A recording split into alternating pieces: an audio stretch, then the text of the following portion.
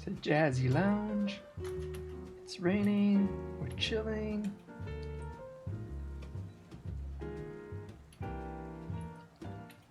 It's been a while since I made emotes. I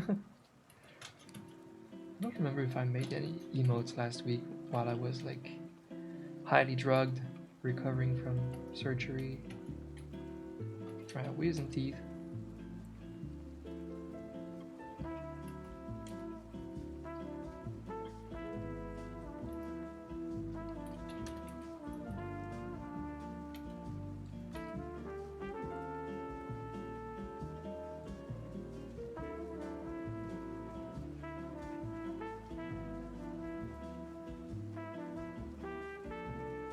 How far does his smile go? I'm not sure.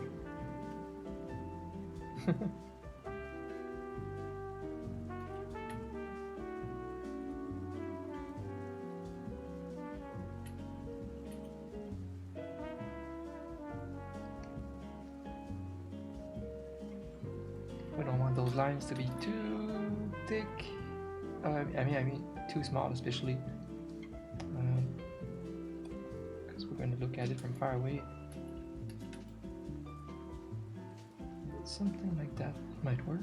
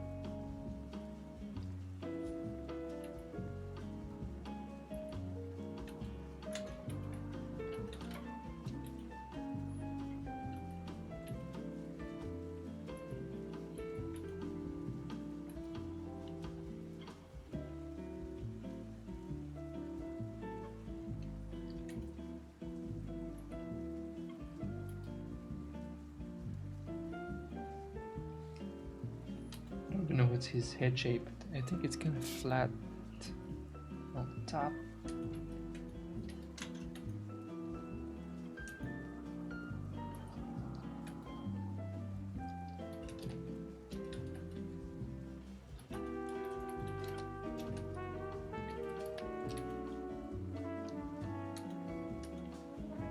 Okay.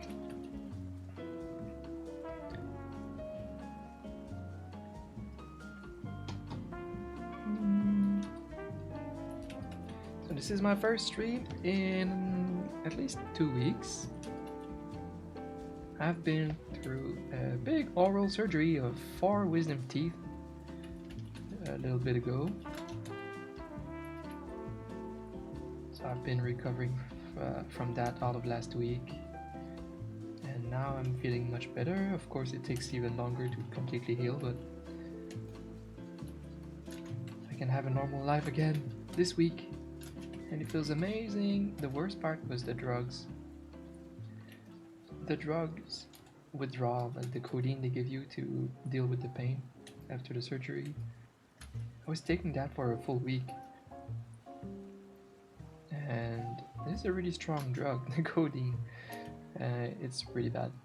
But then you stop it and boom, withdrawal. And you feel like shit for like 3 days. Can't work, can't do anything. It's so frustrating. But I'm still so happy that the surgery went so well.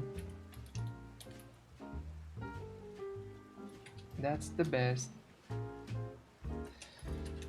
Alright, Jack Skellington. He has a cute tux. I never realized he has like a little bit of a kitty, like a cat, like in the middle, like, as a bow tie.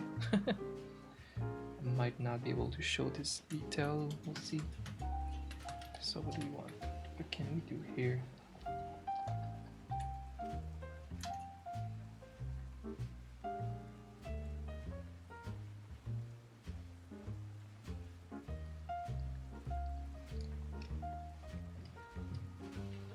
It would be really cool to make him just do a little like plotting.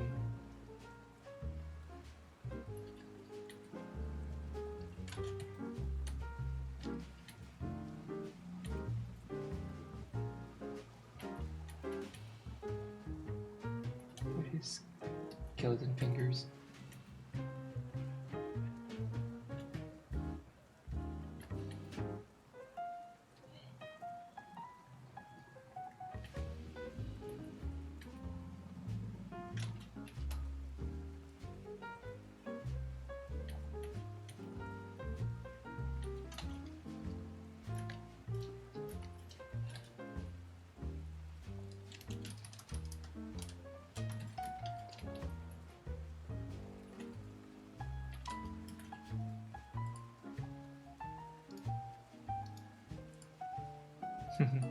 That base.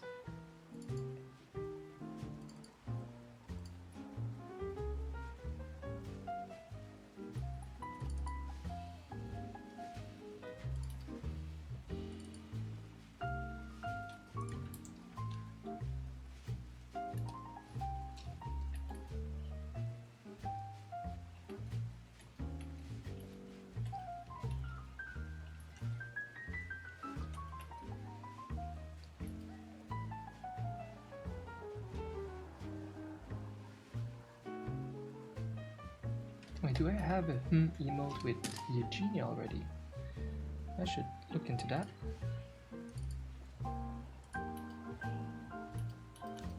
Phew, I don't. Perfect.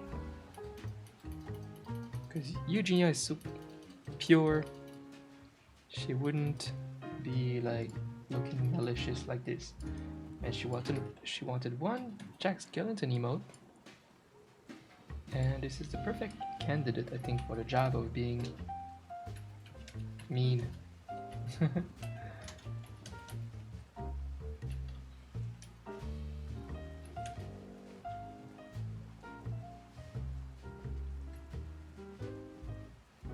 Wow, Sarah1 can't even watch on the only day that I can stream.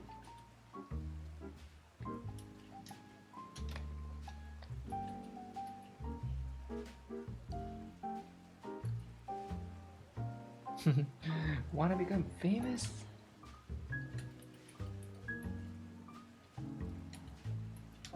Yeah, best ways to buy fake viewers.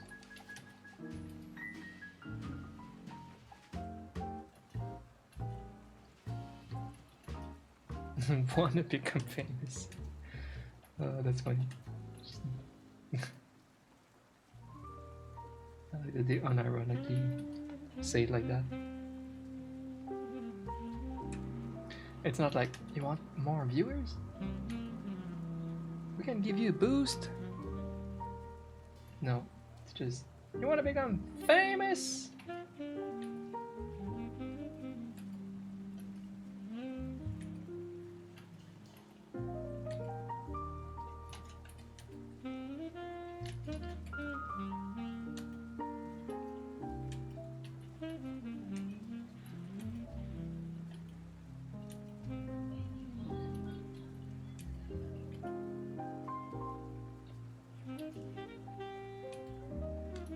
Man, Near Replicant came out. I really want to play the game, but I just finished Persona 5, a 200 hours game,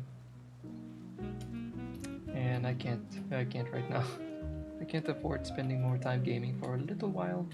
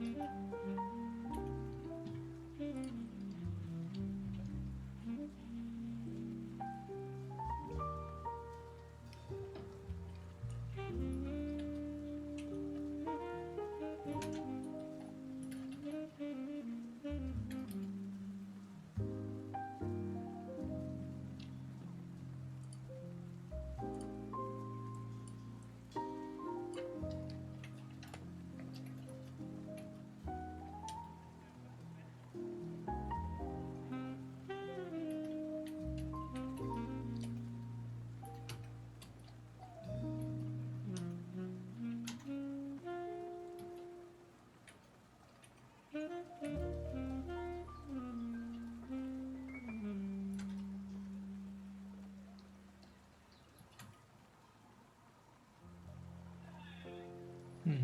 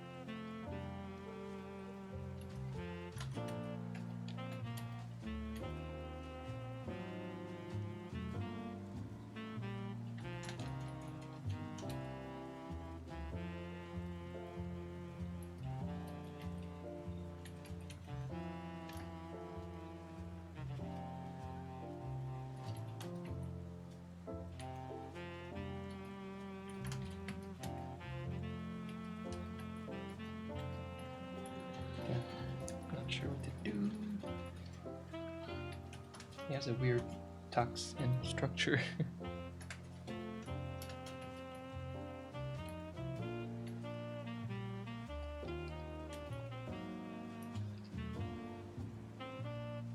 Hey, Dripe. Good afternoon.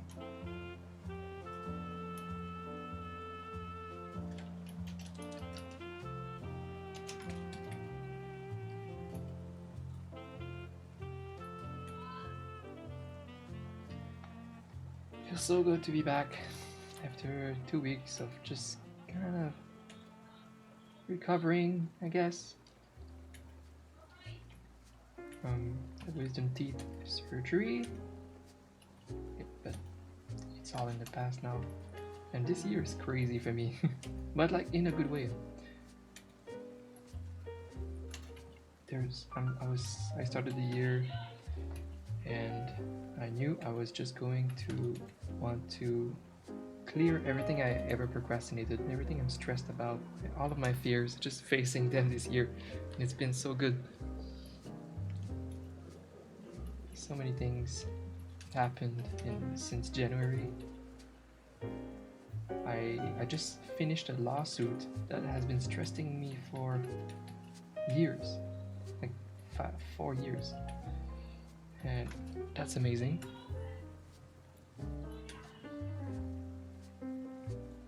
And then the wisdom teeth surgery, all 4 teeth are gone, and they were kind of problematic, so it was really good for me to get rid of all of them. And lucky enough, the surgery went so well that I didn't have any temporary or permanent nerve damage that would make my jaw like numb or something. This can happen. It's a risk, but it was well calculated with the surgeon, and yeah, it went really well.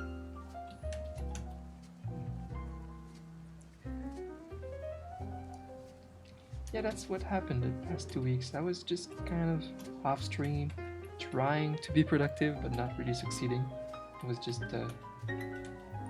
recovering from surgery. 4 wisdom teeth.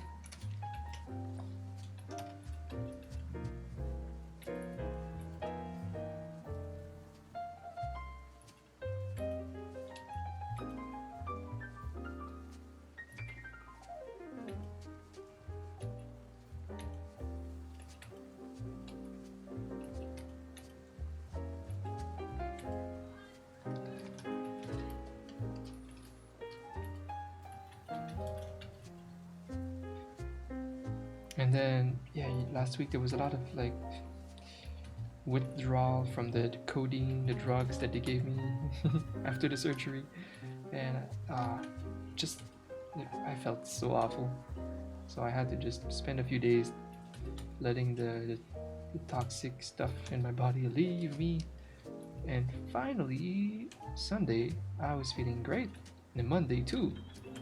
So yesterday I spent the whole day painting because preparing for a big video on YouTube about Persona 5, and I'm making this big painting more detailed than ever. So I'm excited for that, but it's gonna take a few of the evenings this week to finish that piece. But I can finally get back on emotes a little bit. I'll try to stream tomorrow too.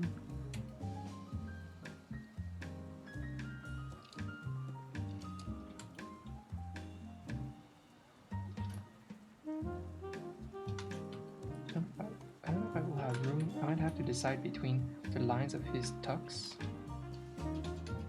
and another little neck spike that he has.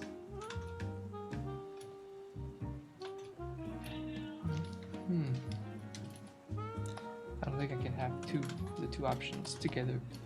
It's gonna be too messy.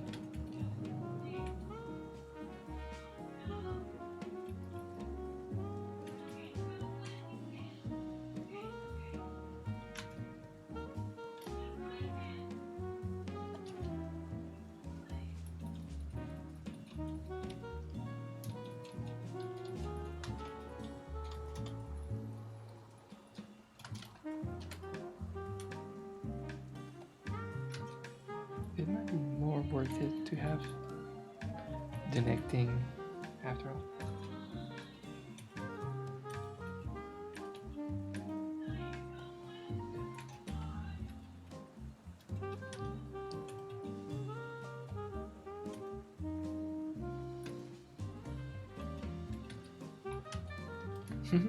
That's nice. It's Halloweeny. I think Eugenia might like this. Boom boom.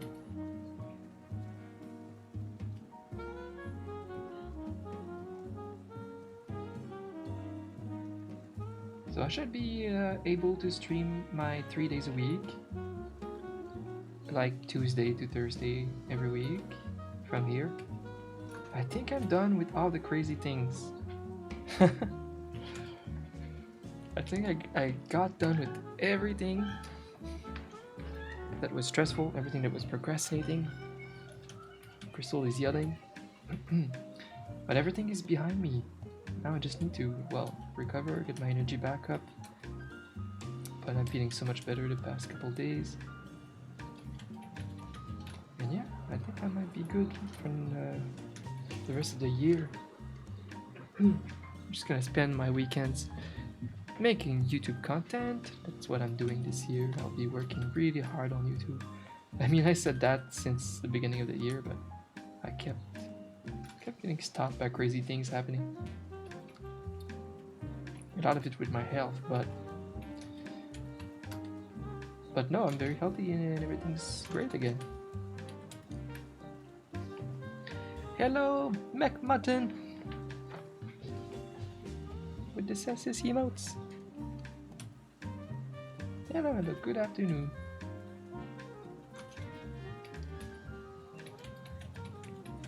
How are you guys doing? Flip back. Ba-doo. Okay. Still like that, right? Right. Wait, it's this one. Yeah. Ah. Same layer. I wish I could show you guys my Persona artwork, but it's very far from being over. It's gonna be more of a surprise.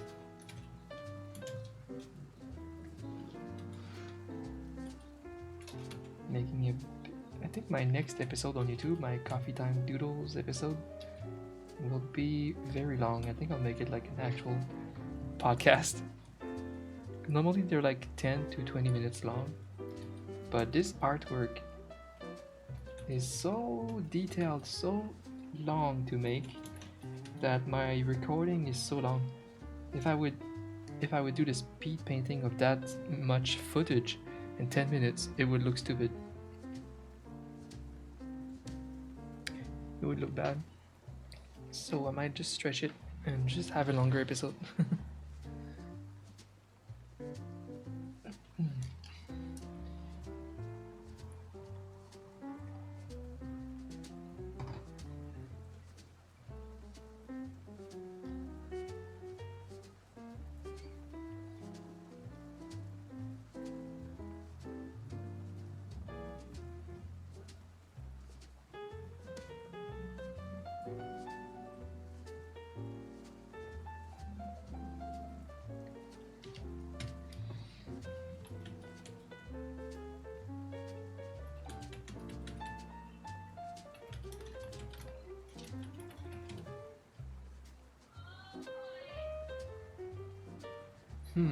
That's a good question, Drive, actually.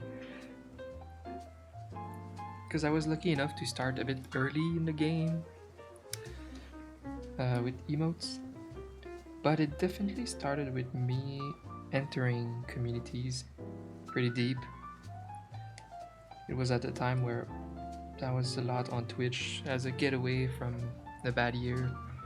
And I became like a mod, and the streamer had trouble somehow finding emote artists. So I made a prototype emote and he liked it because I was an artist, but like not an emote artist, yeah. Just made a prototype, he liked it. Started working with him. From that good portfolio of working with that partner and streamer, I was able to. I tried reaching out.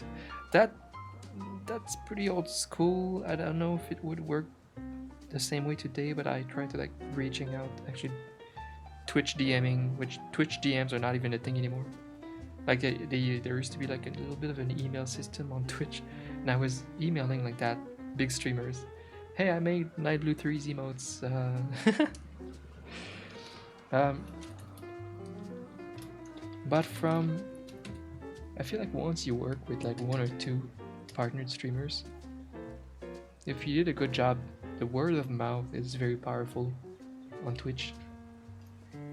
I never had to like actually reach out to a client myself after just a couple months of starting.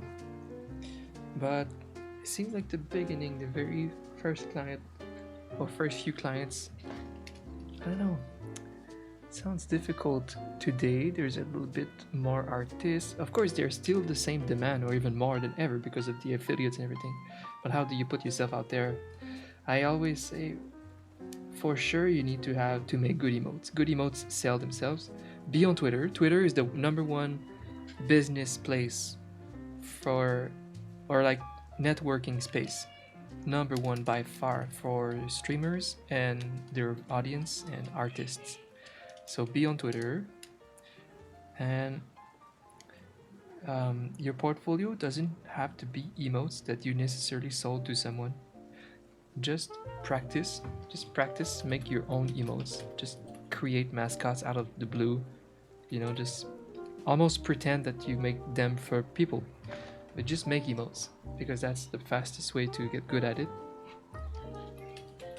so that you can have like a post pinned on your Twitter that has your portfolio, and you just put your best emotes there, like a big res and a small res next to each other. And prices don't really matter. When someone likes your work, they don't care about the price. So there's no such thing as like when you start you should ask $5, $10 per emote. There's no such thing. You should start directly at like 25.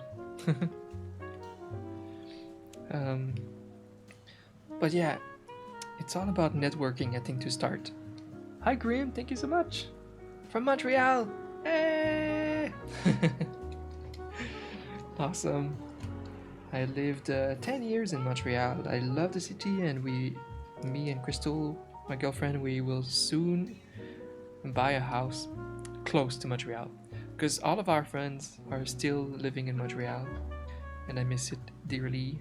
But I don't want to, like, I'm getting older, in my late 30s, so I don't really want to like live inside the city anymore. I feel like I've done that.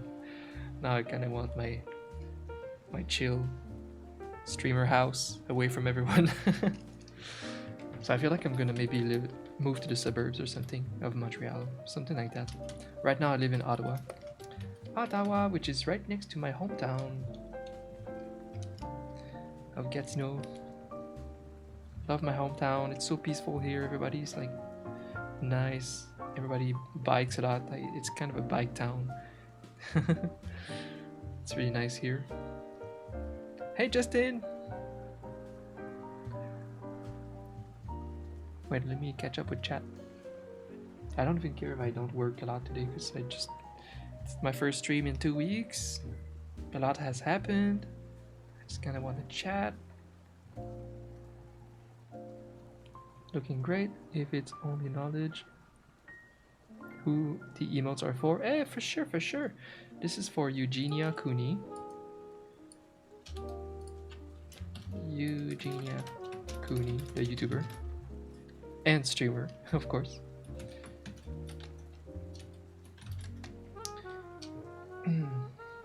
She is adorable. I like working with her. We've made a lot of emotes for her in the past 2 years. All of these cute stuff. I like this batch. It's pretty nice.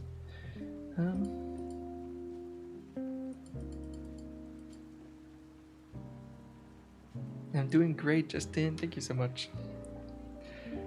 Since Sunday, I feel amazing. After like 2 weeks, you know, being on drugs, the codeine thing for like the pain, it's like a very strong painkiller. Like some drug addicts like codeine. I don't.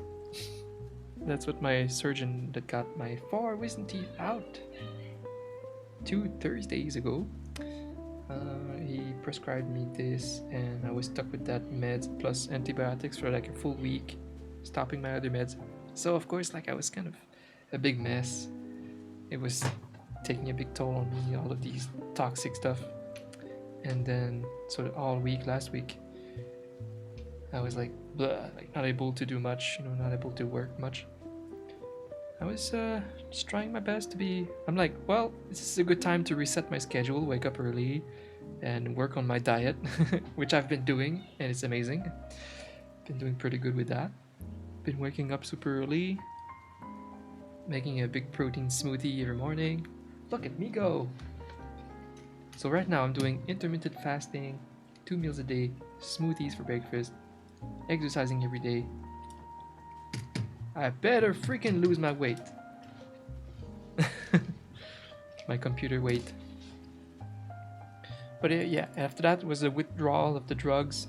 It was pretty annoying for like 3 days, and then getting back on my other meds, my Crohn meds. So all of this just like makes you really out of balance for a while. So Saturday I was feeling like shit. It's Sunday. Finally, the drugs are getting out of my system. I woke up super early, and just feeling normal made me feel like I was feeling my head clear finally. Like, you just feel it. My head was so clear that it felt like amazing. I had a rush of like serotonin, just feeling so great to feel normal. Same with Monday. I had a great day. I was just working really hard on my next YouTube video. Whoa, we don't have the sound of the alerts?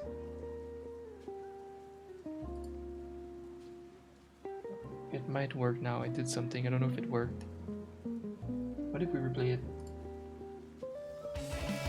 Yay! A nice contrast to the chill jazz music. Hi, Torik! Wait, let me catch up with chat, guys. I'm sorry, I'm slow. Thank you so much, Torik! Hope you've been well. Thank you so much for subscribing to my dead channel. Dead for now. Dead for now, not for good. That's why I left a little message in the announcements yesterday on Discord. Like, I'm so grateful, so thankful to everyone that's still supporting me, even in the form of just chatting, showing up to the stream, being part of the community in any way, and of course, like, Patreon and subs. Appreciate it so freaking much, because right now I know my channel is at its kind of lowest. I'm in a big transition phase right now, but I know where I'm going, and I like where I'm going. And I know that our community is gonna grow a lot in the next like couple years. And yeah, I appreciate all of you for being there when I need you. Thank you, Torik. Yes, I've been feeling so much better. And of course, the first thing I wanted to do by feeling good is jump on my next YouTube videos, because that's what I'm doing this year. Push my YouTube content a lot. Like, I cut my streams and emote content in half to just push YouTube, and it's gonna be really good for me, I promise. And after my Persona 5 video on YouTube that I'm making for next weekend, I have a pilot project for another series that I'm gonna make on YouTube.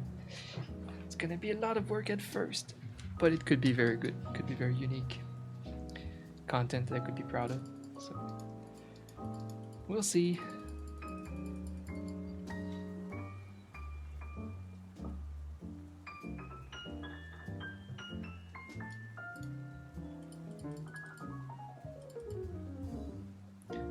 I've also made a couple of emotes for your friends. Just don't feel like taking money for it.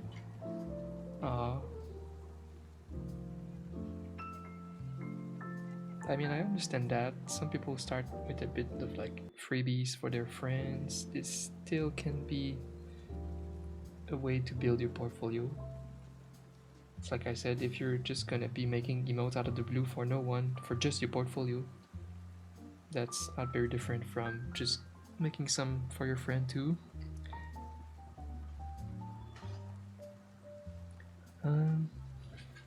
But yeah, definitely be on Twitter. Have a nice pinned post. In your name, you can even put in your name and Twitter description drive. You can put like commissions open, so immediately when people see your name, they see, oh, he's an artist.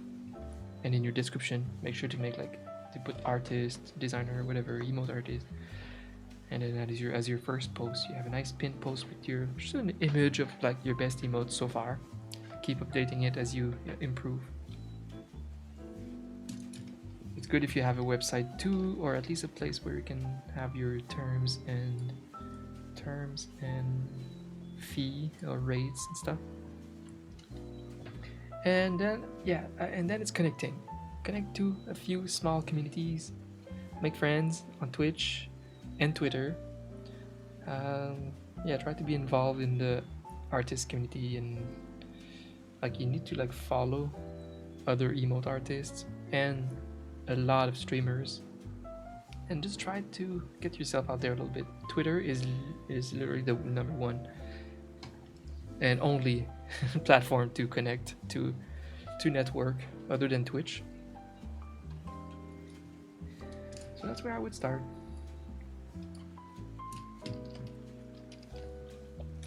And once you network enough for people to have eyes on your channel, on your Twitter profile, I mean, this is where what the next thing that counts is to actually have good emotes to show. I believe it takes a bit more experience now to start making emotes proficiently than 10 years ago, because now there's a lot of emote artists that have a lot of years of experience ahead of you. So that's where it becomes slightly hard to compete, is you need to gather a few just a couple of practice for yourself too. You have to be able to show that you can make cute emotes. Alright.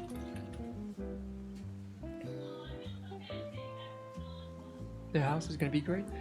Oh yes, it's gonna be great, Justin. We're gathering money together, and we're doing really well. Honestly, we're doing really well. My stream is at the smallest it's ever been, but like business-wise, I'm doing great. And Crystal, obviously, Crystal is doing absolutely fantastic. She's killing it. She's wow. Her stream, her YouTube are just popping off. She's she's in the major leagues now of streaming. I think a year from now she'll be one of the biggest variety streamers on Twitch. I'm calling it. So we'll be able to take our time because we can live anywhere because of our jobs from home. So we'll take our time to choose the best possible little town or around Montreal or whatever, or between Ottawa and Montreal. I'm not sure where we're gonna live, but in this area, and we'll just get the perfect house for us with a couple of rooms, you know, and have my own nice perfect man cave studio for streaming slash music producing and everything I like to do in one room. I'll just make the ultimate man cave.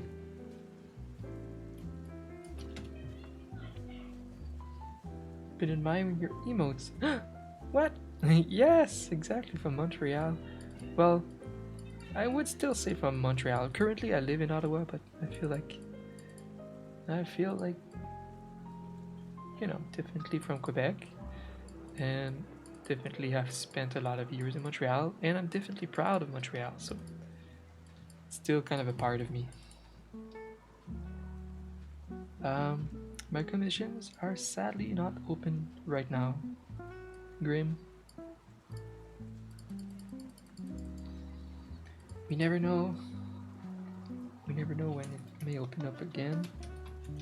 Especially since I slowed down my commissions, my emo producing for this year. I transitioned a little bit.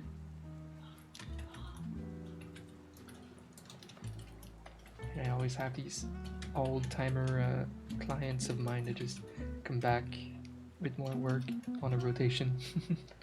So it's rare that I can open up. Sadly. Sometimes I do take a few new clients. Okay. I drew so much yesterday that today my brain is a bit smudgy. I will say smudgy. Is that a word? I like it.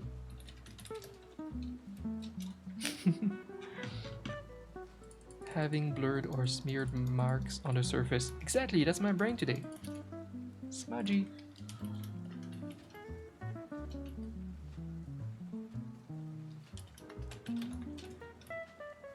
Yeah, maybe, Grim. Thank you so much for your interest in my art.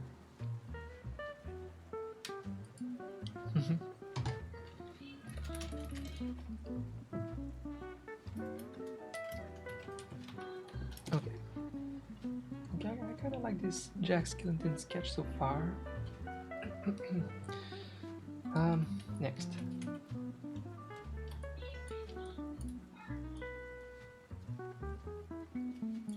Oh boy. This one is the hard one, typing one. What are we gonna do? We need like a keyboard. Oof.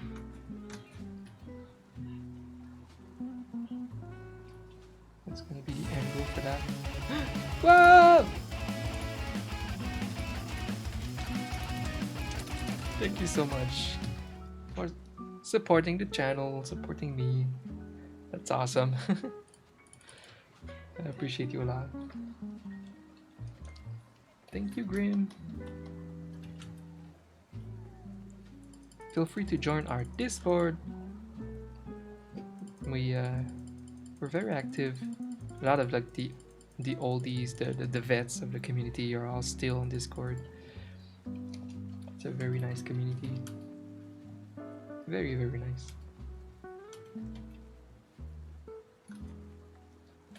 And we have a little section for like art fan art and stuff.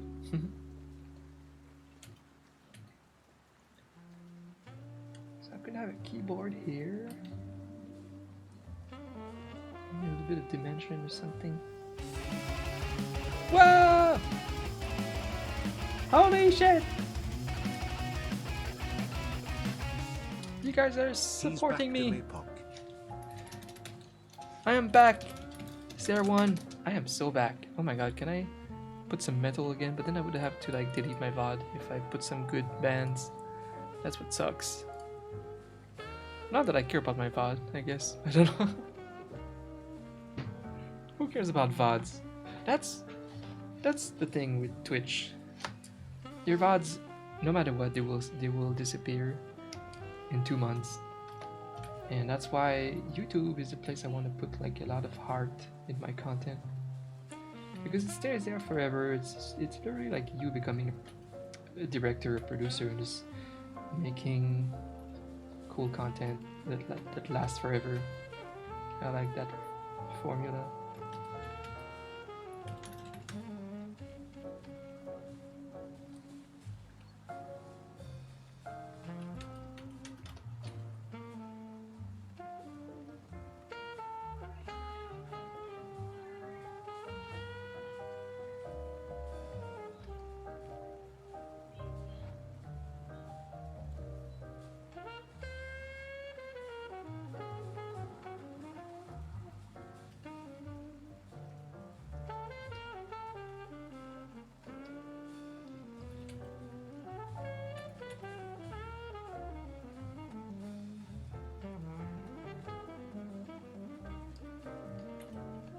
Yeah, mobile? Why are you talking about vodka? What's going on over there? I miss drinking. I love refined drinks, you know, I love like good scotch, good microbrewery beer, good wine. But I don't drink a lot, and I will drink a lot less now because I'm doing a huge weight loss thing. I'm not mega fat or anything, but you know, I still gained a lot of weight since I started doing this job of sitting down at home. So, and I like fitness. So yeah, I'm basically working hard to get back like to super fitness. I'm very excited to work hard on that. I think I lost a few pounds the past few weeks, and I'm gonna work extra hard now on that.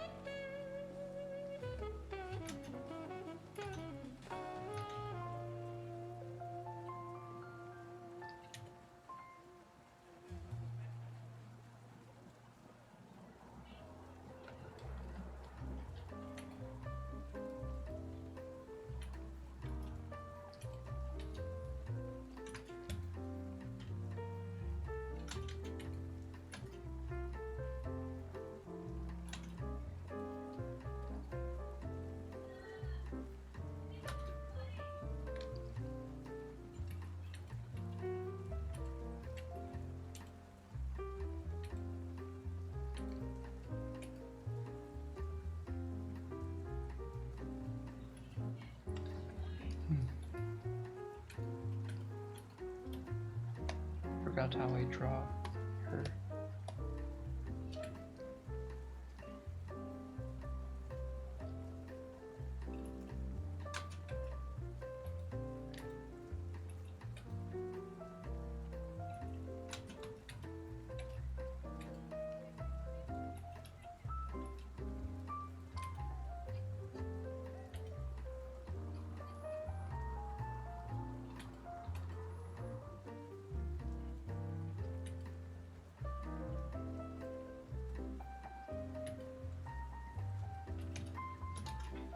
So I want her like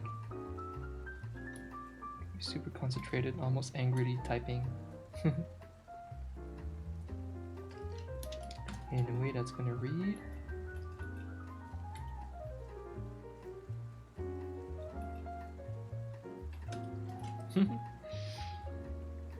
Eugenia type.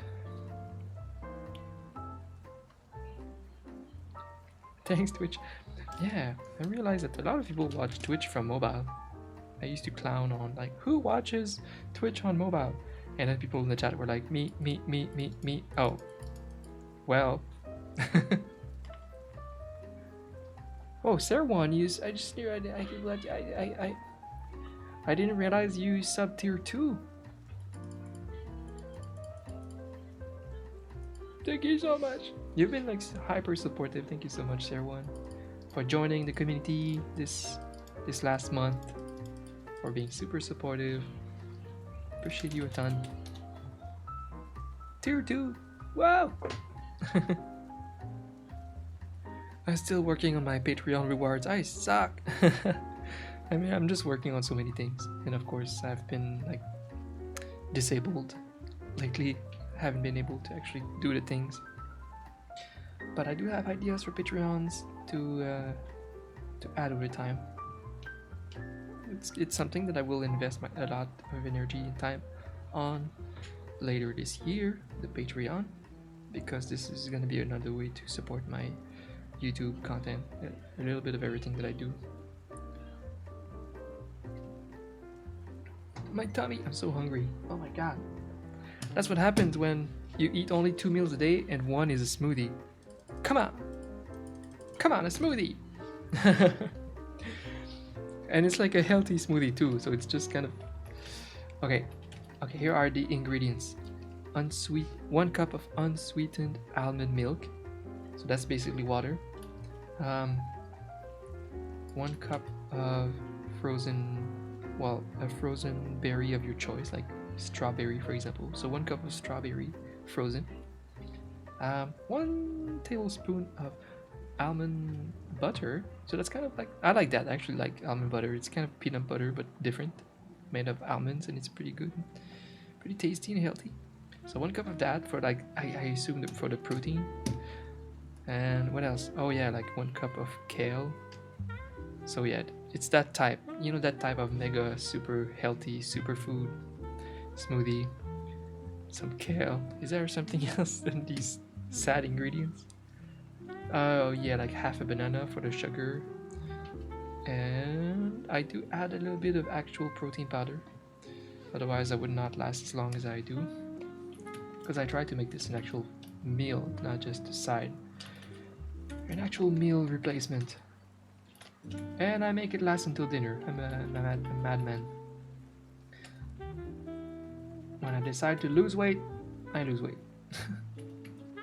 The next step, the only other thing I can add to lose weight in a healthy way, if anything else doesn't work, is... Wait, what was I gonna say? I told you my brain is a smudge today. Smudgy brain.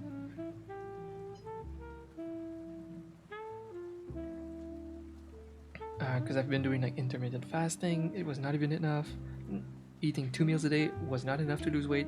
Seriously, losing weight in your late 30s is insane. And I work out every day. Like, holy shit. Yeah, the only last thing I can try is like a low carbs diet. I think cutting out carbs will be the factor that will make me lose 20 pounds. So I'll have to do that.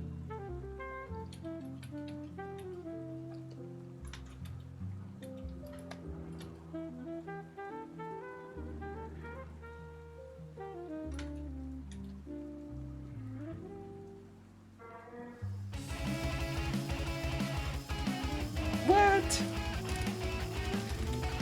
What's with all the subs today?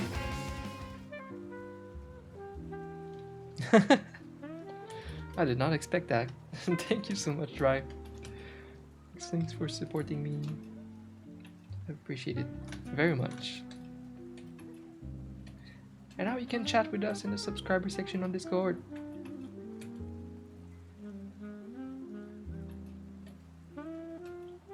did not expect you guys to just come here for the first time today and just sub. That's awesome. I appreciate it.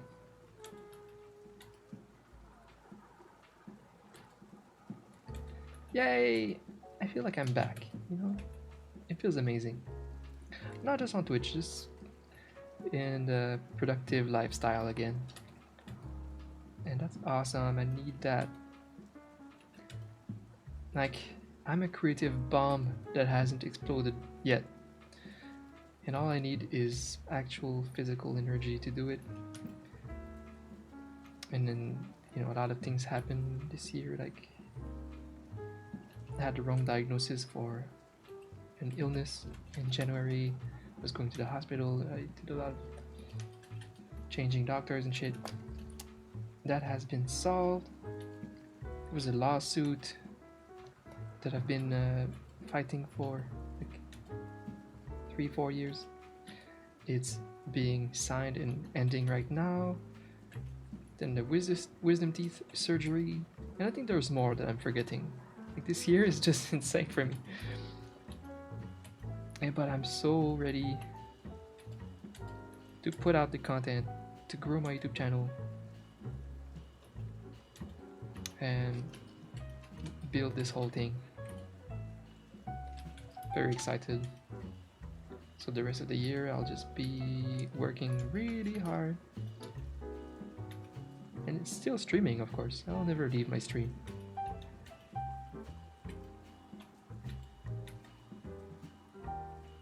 That's the thing, my YouTube content will eventually bring people here. And what's cool is if I do a lot of art stuff on my YouTube channel and kind of live from that, I could come here and actually just chill and play games too. That would be nice. I miss it so much. I miss playing games on stream. But this year is a try-hard year. This year I'm building a business.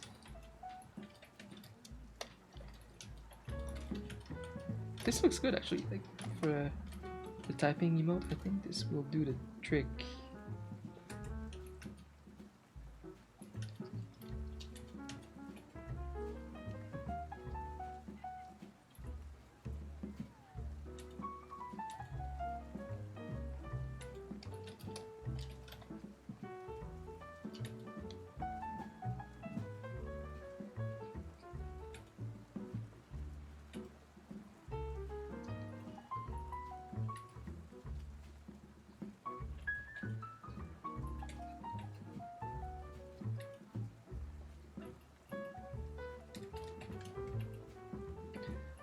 Since I'm a giant TV nerd, movie nerd, and I generally talk once in a while about what I've been watching. I'll proceed to that after this. Hey, Game 3. After this resub, this amazing friend, T. Robinson. Hi. Thank you so much for the sub. Appreciate you. So many subs. Yeah. Well, I was mostly surprised about it. You new guys subbing in the same day. But I do expect some resubs because I haven't streamed in a while. Thank you so much, T. Rob. How have you been? Not enough subs today. Yeah. Let's get more. Oh, how have you been? I don't know if you followed, I don't know, my updates somewhere on Discord or Twitter, but woo, a lot of things have happened, but it's mostly really good that it's all done. Those are really good things, like the lawsuit and wisdom teeth surgery and a couple of things for my health. Seems like I'm gonna be back to 100% very soon. Seems like I'm gonna be able to finally pop off. Like I said, I've always been a giant bomb of creativity with huge ideas and never really had a platform or the opportunity, the life situation to put it out. I finally do have that, and I'm so ready, and I'm so excited for the next few months or even the next year. I'm gonna work. It's time for me to work hard, put it all out. I'm gonna start my new YouTube series. gonna be a storytelling series. I'll make the art and the music, because I'm also a musician. So music, art, narration, and eventually writing. And it's gonna be awesome. And it's gonna lead to me also starting my own like long story on like webtoons in the future. Just excited for all these things. I drew a keyboard at some point last year. I should pick it up. I can reuse this content. Oh, never mind. I think it was such a good keyboard, but it was in an other angle like this, and it doesn't work to spin it. I could still take notes from it though.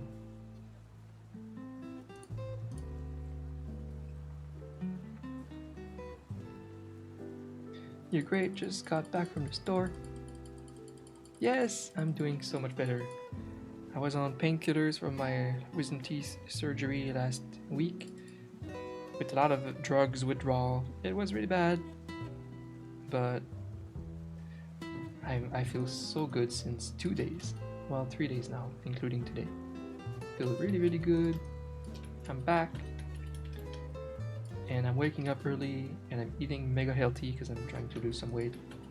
I feel like this is a great start for the rest of the year. And all the stressful stuff is behind me. That lawsuit that I've had for 4 years is just gone. And I have not even processed this in my head.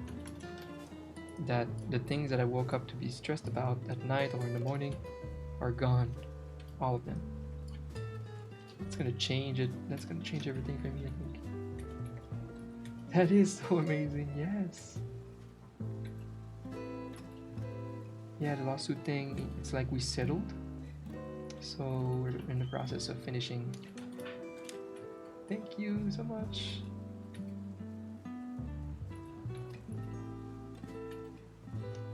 Then after that, yeah, this year is just gonna be me and Crystal working hard as usual, build our businesses, enjoy our jobs until we can take some vacations.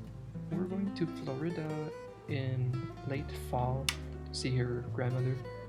But finally, just, taking a flight out of the country finally will feel very good. So that's gonna be a start. And then next year, Japan. So yeah, working hard / traveling is, I think, gonna be my next few years.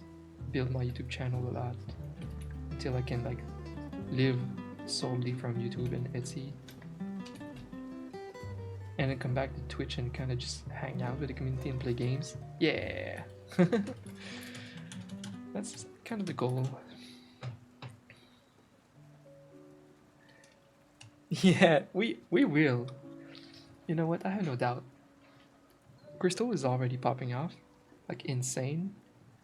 And yeah, it's actually crazy. Crystal is just making it. She is successful variety streamer now, and that's a huge accomplishment. Huge. And yeah, she's just gonna go up. I think in a 1 year, Crystal will be one of the biggest variety streamers, and I'm very, very excited for her. And for me, you know what? I'm not afraid. I'm someone who just never gives up. I've done that my whole freaking life, and I have pretty fun ambitions ahead of me. Even though I'm in a very comfy spot and it's just an enjoyable ride, but I'll just work really hard to reach those other ambitions. And I think I will make it, but definitely not as early as Crystal, just a little bit later. And in a different way.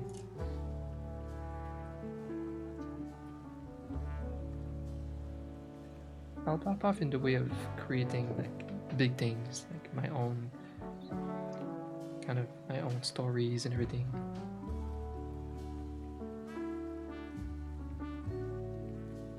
And for YouTubing for a while.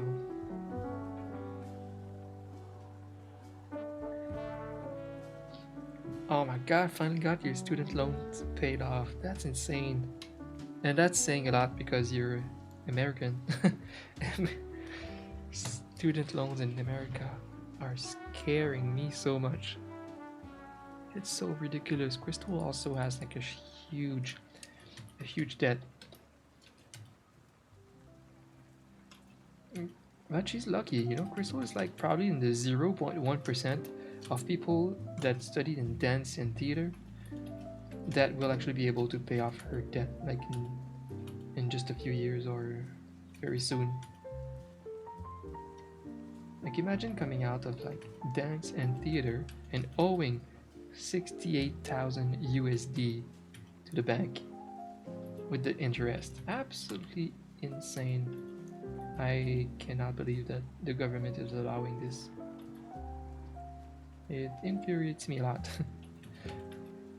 But so yeah, so the fact that Crystal is very successful and she's gonna be one of the lucky ones that can actually come out of school and be somehow able to make just enough money to pay off her loans by being really successful, and everybody else can just spend 20 years paying their loans. That's just so ridiculous.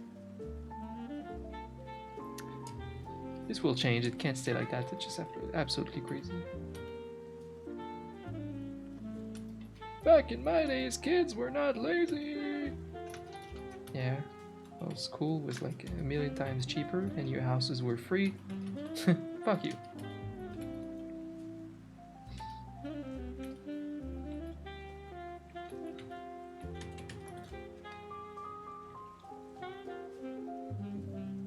We're all gonna pop off, T-Rob. Oh, hi, Roll. Didn't see you. Very good to see you.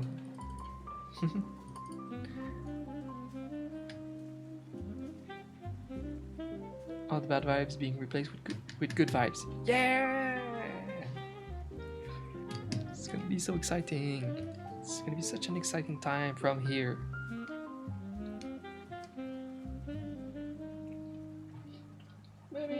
Maybe it's time for a webcam. I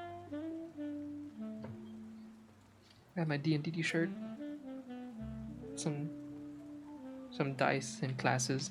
Nerd stuff. I'm so hungry. I only had a smoothie. And not just that, but the slow cooker smells like heaven. You know what? I'm not even sure heaven smells like that. I think hell smells like that because it's like the world of temptation. I'm an idiot. Yeah, we're cooking vol au vent. One of our favorite French Canadian / France meal. I talk about this dish once in a while here because it's so good.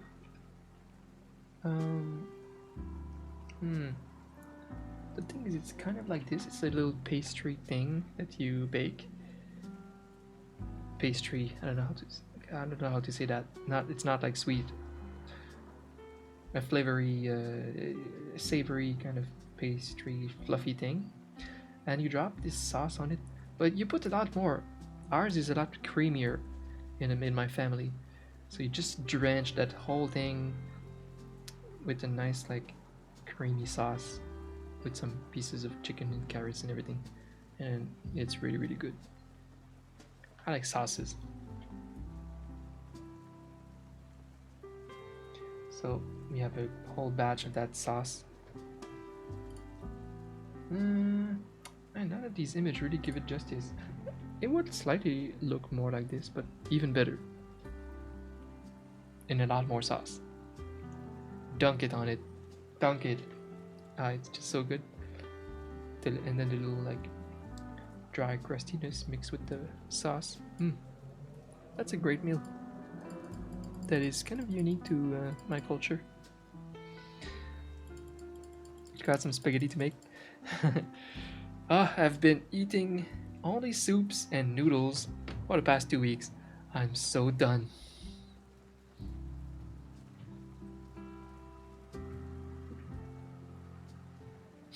I'm so done with soups and like cheap noodles, like Kraft Dinner style. I'm so done. But finally, I'm starting to eat other things now. Had a little quiche yesterday and stuff. Yeah, that's because of my wisdom teeth surgery. But I'm also like really working hard to lose weight right now, which is hard to do since I'm eating like noodles and stuff, full carbs. But as I become able to eat a bit like harder meals, I'm gonna cut the carbs until I lose all of that weight I want to lose. But I feel like it's the only change. Right now I'm getting very good with everything else, like the intermittent fasting, the daily exercising. It's part of my life and I love it. And smoothie in the mornings, I've been loving it because I don't fall like food coma after breakfast. I feel fine, ready to go to work earlier. So it's more productive for me. And I don't know, I feel it kind of leaves me satisfied and full, the smoothie thing. Yeah, time for a swole down. Right before summer. I like that it's not yet summer and I still have like just time to go back to a state where I feel good with myself. Yeah, so the only last thing to do is cutting a little bit of carbs, so a little bit less spaghetti. My Italian ancestors are sad, but a little bit less spaghetti for a while. Like I'm at a state where, with my lifestyle right now, I would easily sustain without gaining weight. But losing weight is a different game. So to lose weight before stabilizing, I'm gonna go like very low carbs diet. It's the only way at my age. Cut the spaghetti. The hardest part is bread. I love bread. I will always love bread. And I want to start to make my own bread at home. I love bread and sandwiches the most. So it's just gonna be for like a month or two of like low carbs. It's awful. Bread is amazing. I will always keep bread in my diet.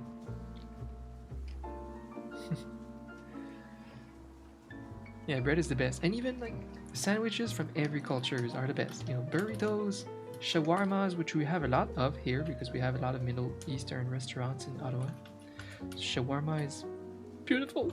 So beautiful. And burritos, of course. And of course, submarines. All types of sandwiches. I love them all.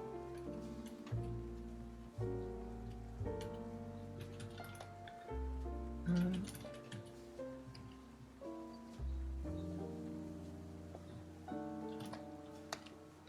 made these emotes a while ago. Look at this beautiful keyboard. This computer and keyboard are so clean. This is such a good emote that they did not end up using in the end. This keyboard looks clean, but it's the opposite way of what I need. I think I can still copy paste the keys on it because they're just perfectly spaced to be appearing clean. That's the gig I made for Twitch. Recently we made cute bard emotes. That was very difficult. This League of Legends character, it's very hard to make into an emote mascot. Very difficult. But still proud.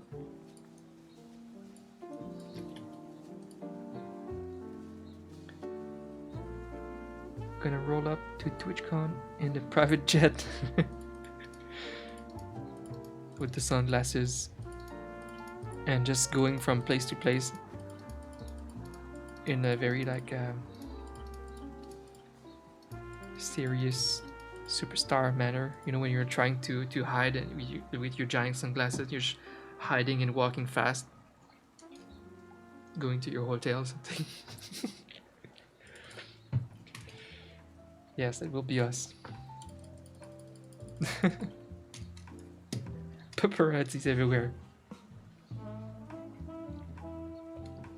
Exactly. Then I'll get out of my car and smash the paparazzi's car. Take that! Fuck you!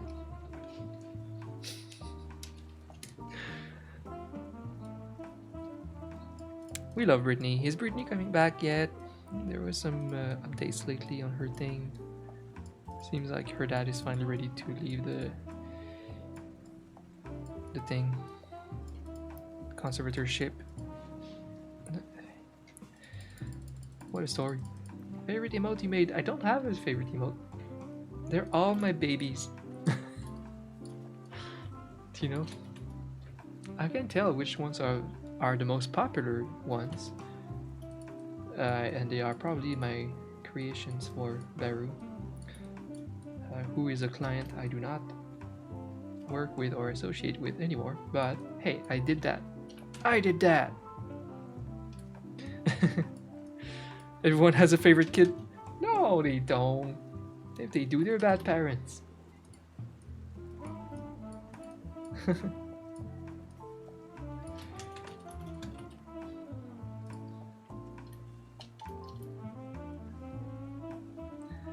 It's like asking me if I have a favorite parent.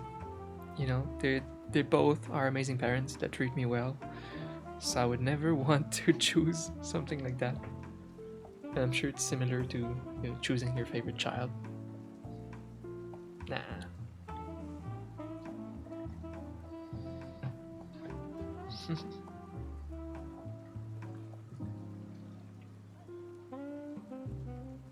Please, no questions.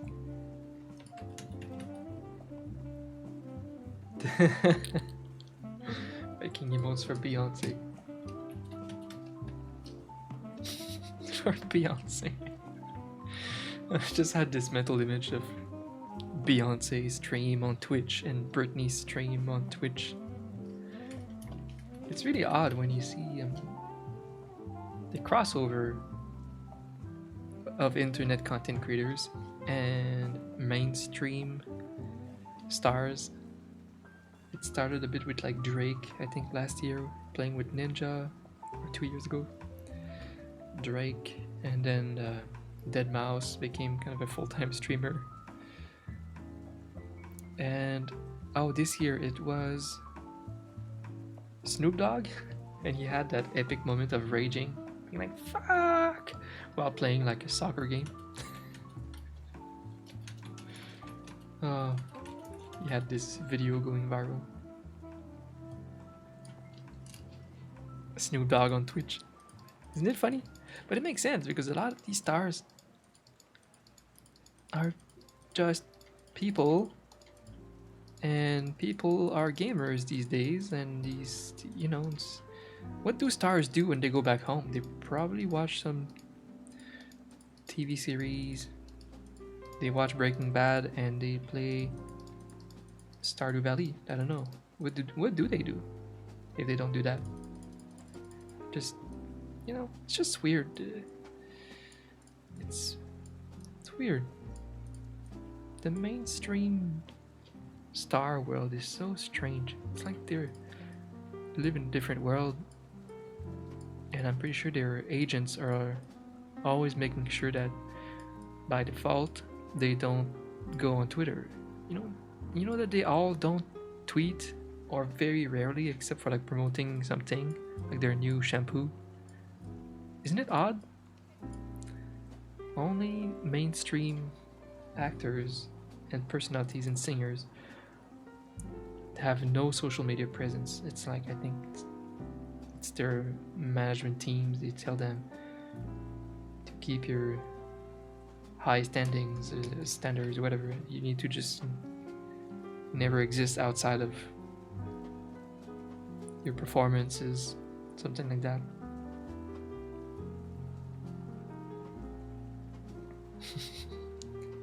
Young shampoo.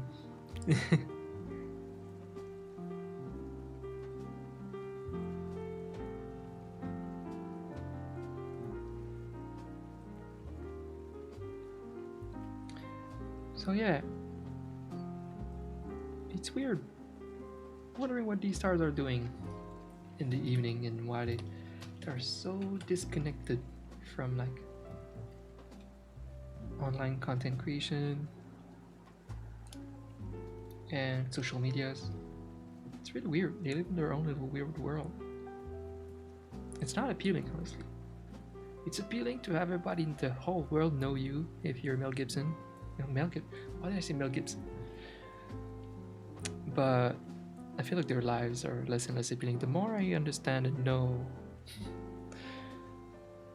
about this kind of success, it's not appealing. Oh, I need to watch a documentary called, I think it's just called Money. There's some interesting facts in there.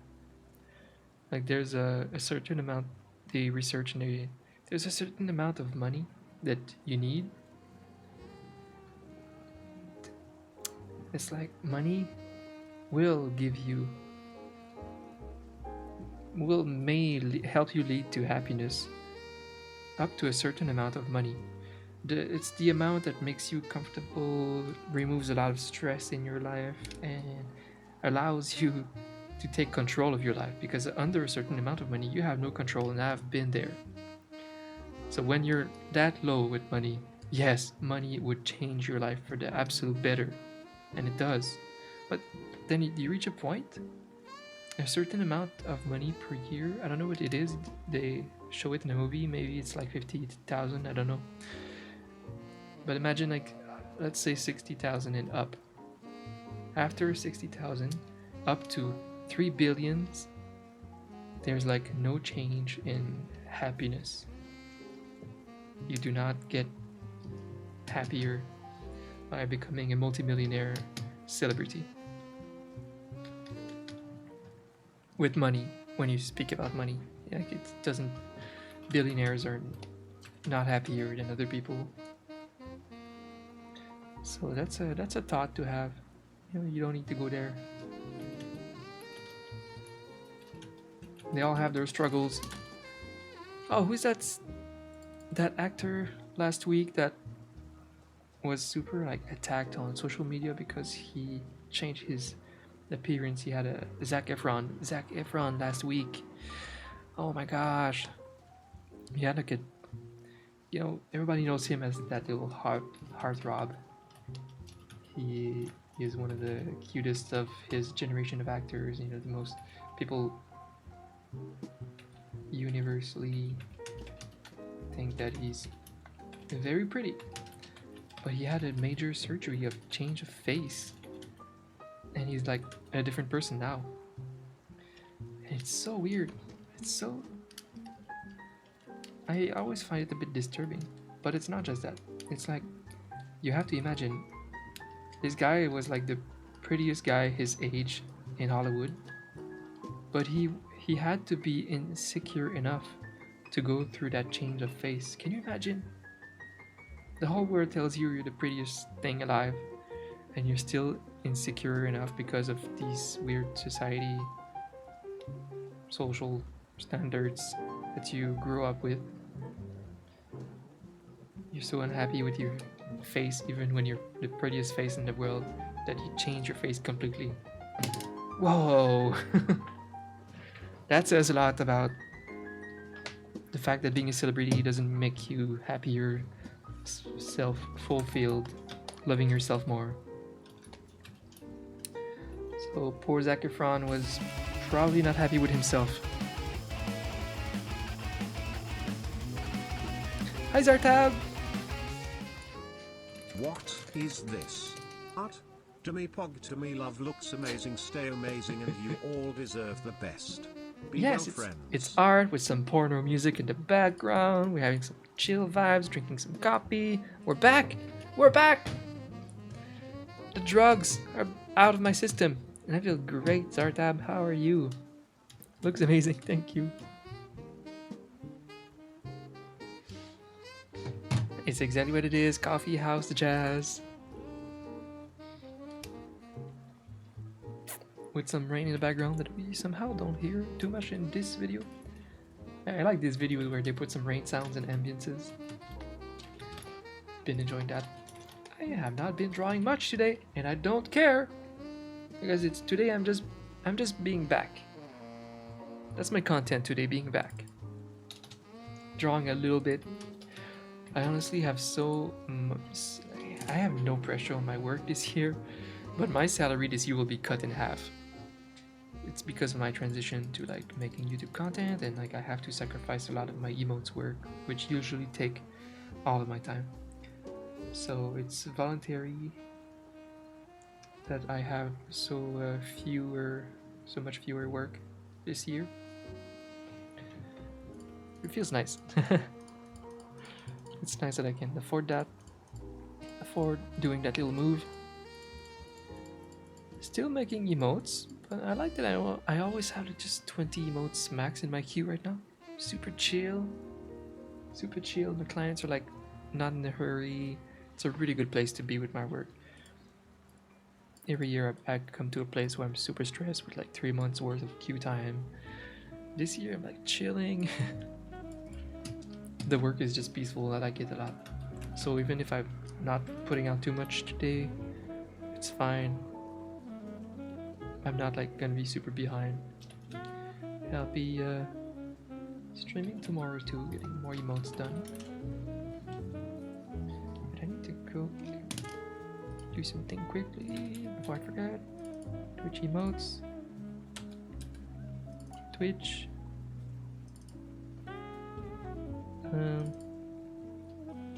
Oh. Yeah, I needed that. Just want this disposition of keys.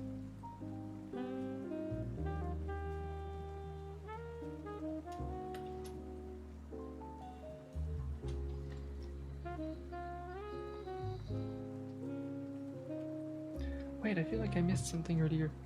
Graham said, any games you're playing recently? I just finished Persona 5. I can only afford playing a chill offline game recently. I need all of my time. I have so many things I have to do right now. I'm studying advanced digital art classes every evening. I'm preparing for my next big YouTube series, for which I will create music again. So I need to like get back in music mode and download my softwares, prepare so much things going on. I can't really play games. I used to play games, half of my content on Twitch, and that used to be my gaming time, just on Twitch. Just not this year. I'm taking a bit of a break of gaming just to push my other things, but we'll definitely get back there.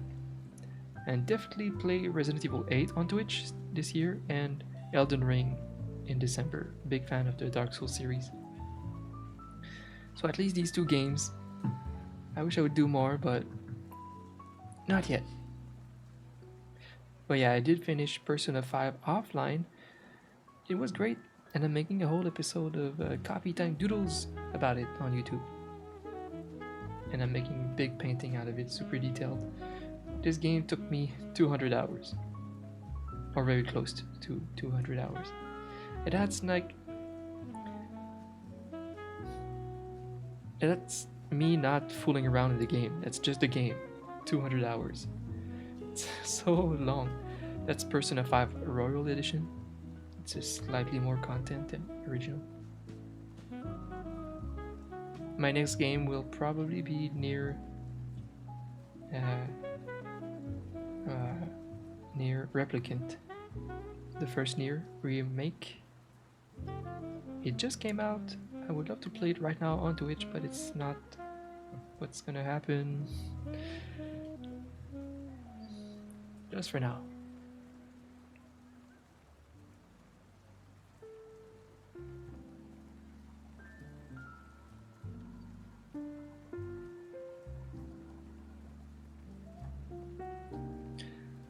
Snoop Dogg rages while playing FIFA 21. Yes, it's so funny. That's not how you want to be remembered, Snoop. He has to be remembered for that Kirby meme where he sings Pop It Like It's Hot with the Kirby song. I love this. It's one of the oldest memes. Like 2005 meme.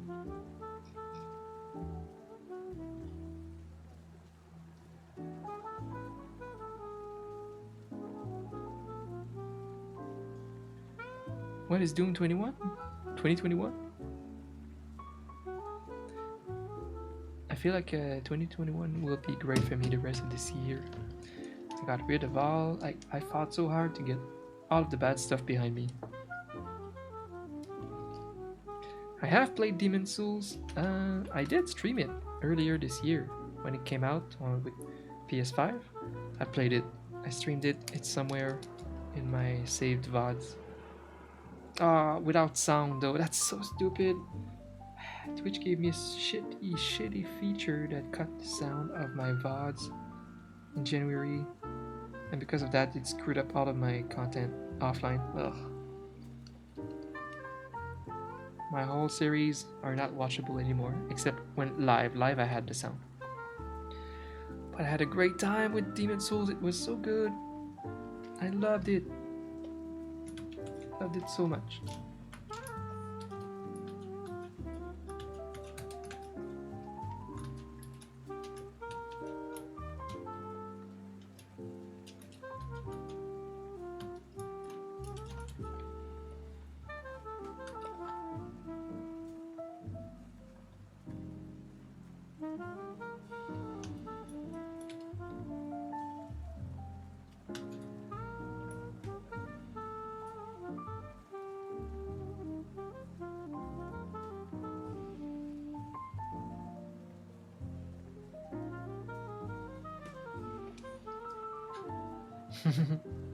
These chill saxes. Oh, roll. Repentance? What is that? A new game? If I had a lot of time to play games, I would play like the new Atlas game by Vanillaware. I forgot what's the name of it. It's a cute weed game. I like their old games that they made with the same art style. I love this artist that creates Odin Sphere, Muramasa or something on Nintendo GameCube. Great games. Anyways.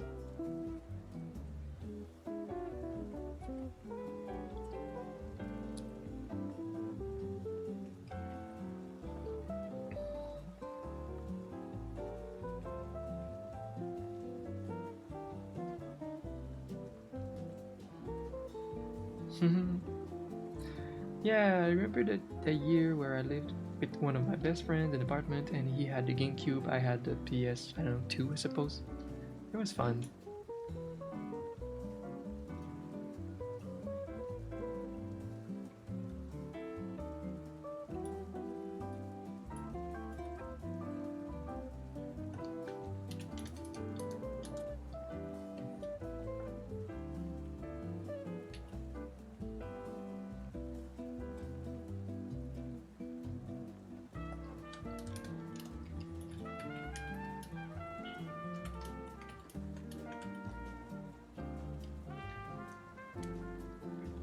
Hi, Havoc. GameCube. The GameCube had Path of Radiance, Fire Emblem with Ike. My buddy was playing it. I got in the series really late. The thing is, I'm the type of gamer that will love the Fire Emblem games, but I have not played most of them. I only am playing still the first one because I want to start from scratch. I'm hardcore like that. If I get into the Fire Emblem series, I'm gonna play all of them. And I like retro games and difficult games, so of course I don't mind playing the original one on the NES 8-bit, super hardcore, super difficult one. I just play it on emulator, and it's been really fun. I pledge to continue that soon. Offline. Crystal and her brother are big fans of that series, so they will like watch me play and just hang out. Just like they did with Persona 5, they watched me play it and we were just hanging out. It was fun. They're big fans of these games. So, very interested in playing all of the Fire Emblems.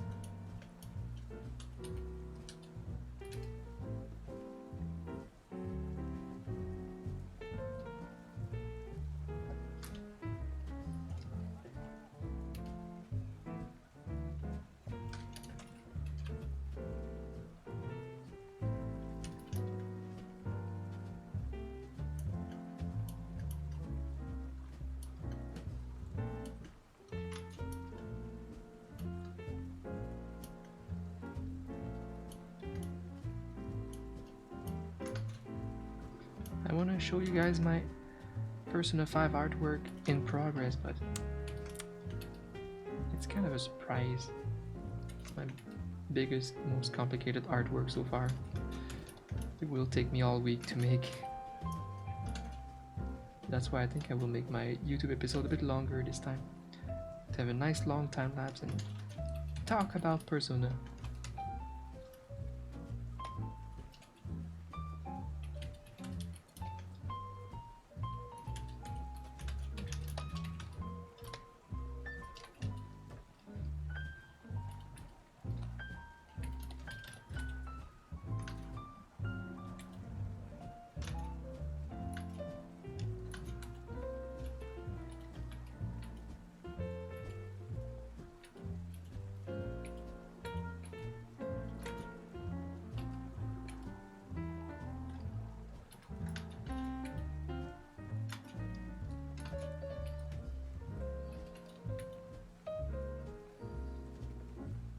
I'm excited for my dinner. I mean, when you eat only twice a day and you eat only a smoothie for breakfast, it's like eating only once a day. So, dinner is a happy time. You watch some good series. Yeah, a better question than what I've been gaming lately is what I've been watching lately. I'm a huge nerd of movies, series, and everything. Huge nerd of stories in general. I like writing myself, and I will write again very soon for my content on YouTube. Very excited. Yeah, what have I been watching? Of course, I watched WandaVision. Yeah, I feel like Disney Plus is popping off lately, and I'm using Crystal's sister's account so I can like actually legally watch it. So that's pretty nice. So yeah, WandaVision was fine. I recently finished watching The Falcon and the Winter Soldier. I loved it. I liked it a lot. It's corny at times, but I can take a little corny if overall it's pretty good. Yeah, I liked it. It was nice. I'm one episode away from finishing a Korean horror series called, I don't know. What is it called again? The Guest. It's good. I love the dynamic of the three main characters in The Guest. It's a slightly spooky series. Very nice. You know me and spooky things. I like spooky things.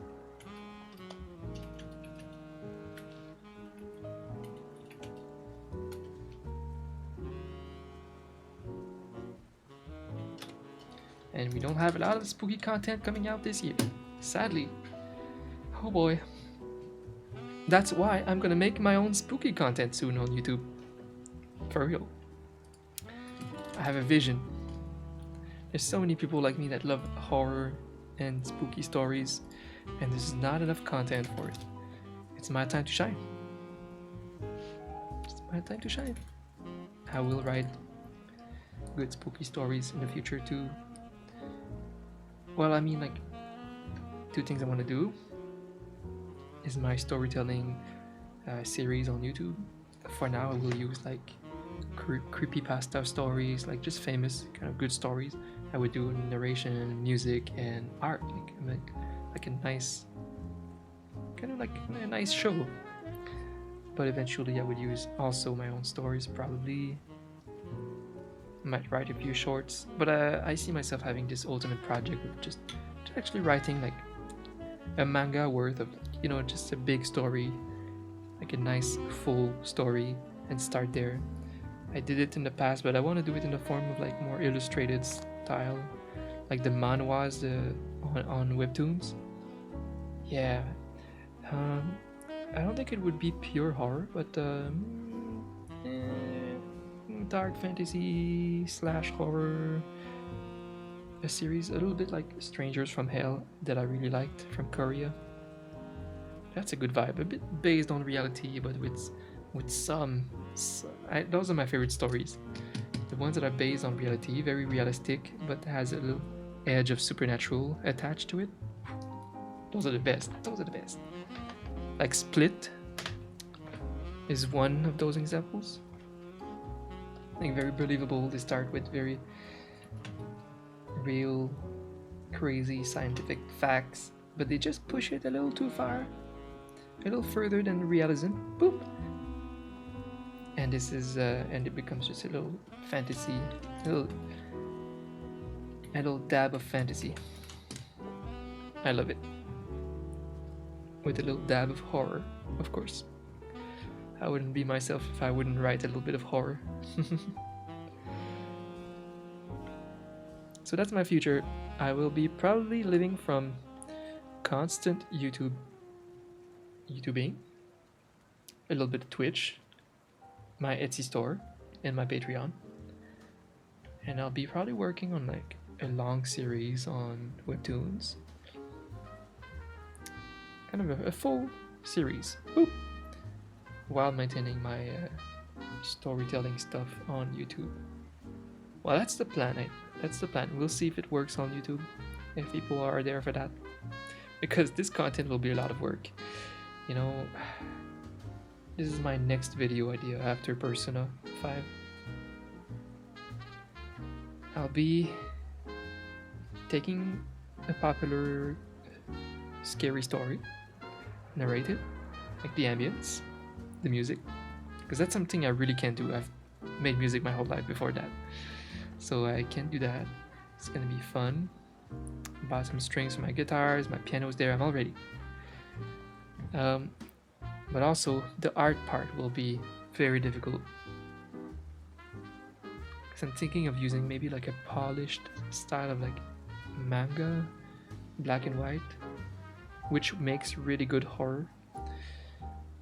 That could be hard because I'm gonna need a few scenes, so a few full piece of drawings per episode. Yikes! This will be difficult, so I will learn to cut the corners in smart areas to make this like something I can viably make every week or 2 weeks. 2 weeks is fine for this type of content. It's just gonna be a lot of work. I will have to become very fast at drawing soon to keep up with everything I'm doing. YouTube needs more horror content. Yes. I found an example once of content very close to what I'm about to do, and the video had a couple million views. So hopefully. Hopefully.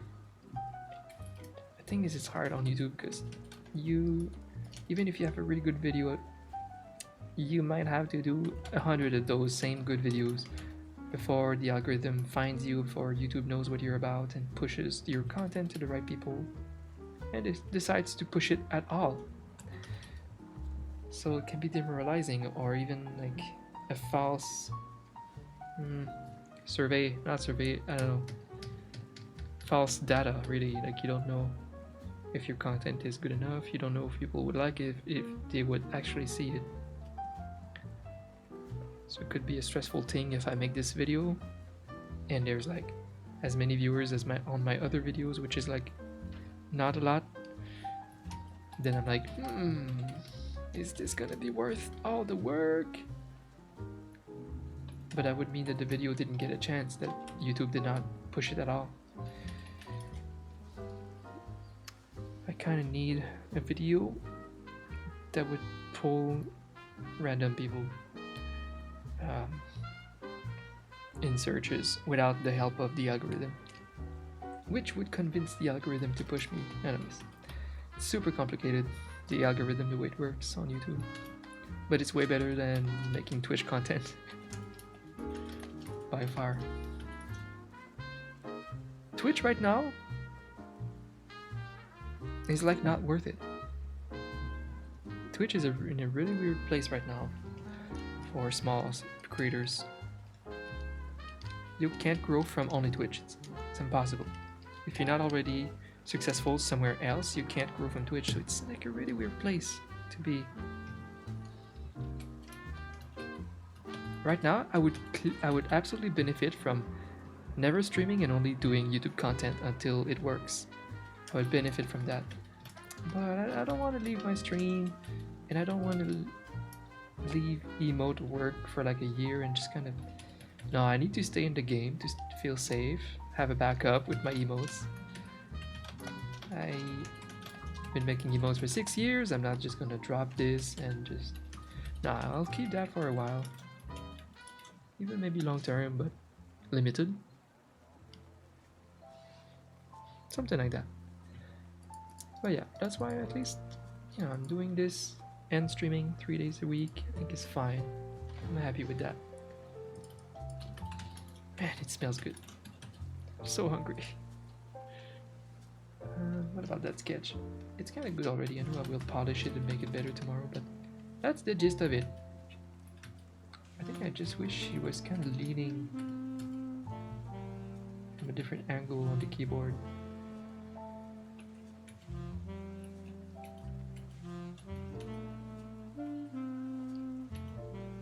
You know what I mean?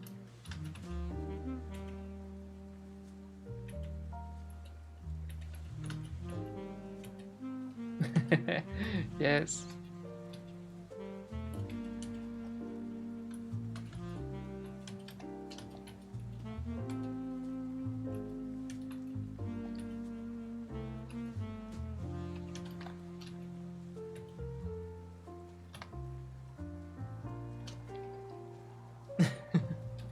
Eugenia typing.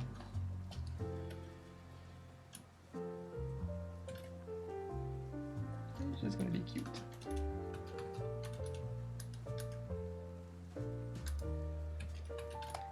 Something like that. Well, at least we made 2 sketches. I actually have some more time. Maybe I do another.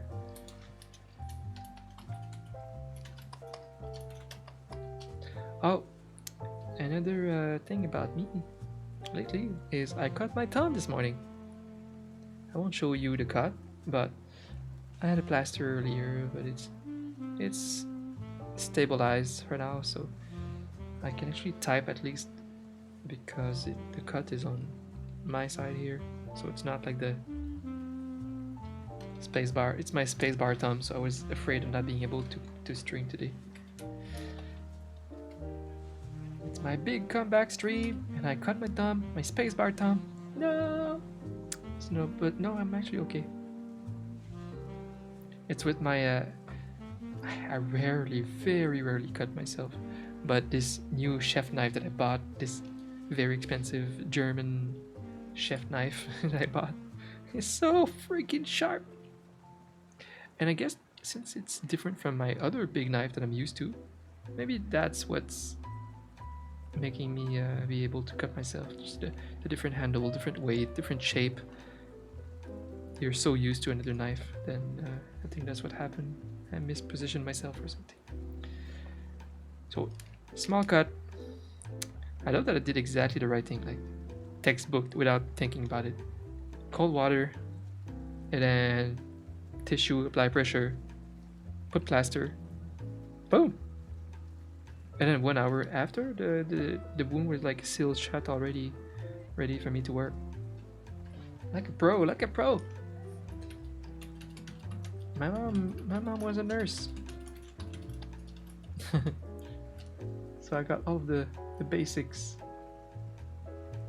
One thing I did look up recently is what do you do when someone really chokes like hardcore on something?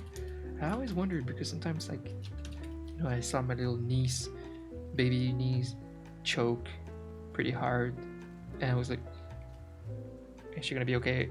And of course, my sister is like, oh, it's fine, it's normal, it happens all the time. Okay. Like choking for some reason is one of those things where I didn't know what to do for a long time until I researched it. Like, what do you do when someone chokes? Like, the crystal just starts choking on some food and it doesn't go out, and she will just die if I don't do anything. Right? They don't teach us important things like that in school. How to survive. How to do our taxes and how to survive. Nope. Who needs to learn that in school, right? I always thought there should be a basic medicine class. Do they not want us to survive? What's going on? A basic medicine class. We should all be level 2 doctors. Well, that's what I think. And of course, we don't do important procedures. We don't prescribe things. You know what I mean? It would be very good if we could share that private knowledge. I don't know why the medicine is so like gate kept. I hate it. It's such important knowledge. But yeah, there's a couple of things and steps that you need to do when someone chokes, and it's kind of hard to remember. But there's like steps that you try one after the other. What's the next sketch in line? Oh, the easier emotes. Wow, for once I kept the easiest emotes for last. Hey! I think I'll go get my refill of coffee for the last hour. I'll be right back.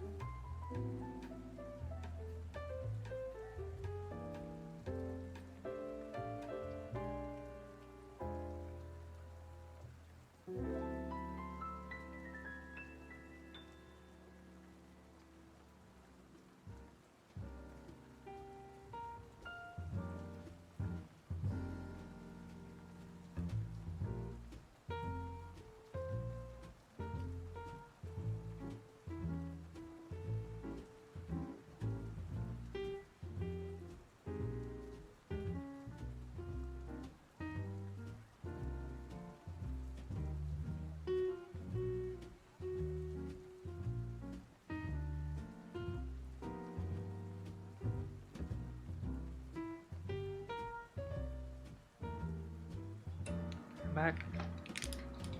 My smoothie this morning was bad. Yeah, too much kale. The ratio was wrong. We bought so much kale yesterday. At the grocery store, I refilled to have a lot of healthy food this time.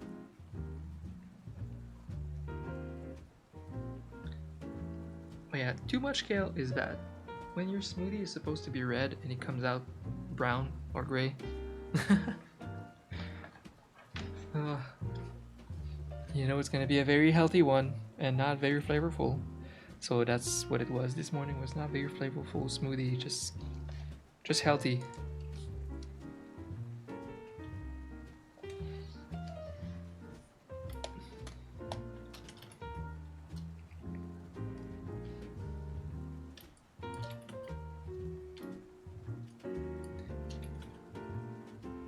Spice it up.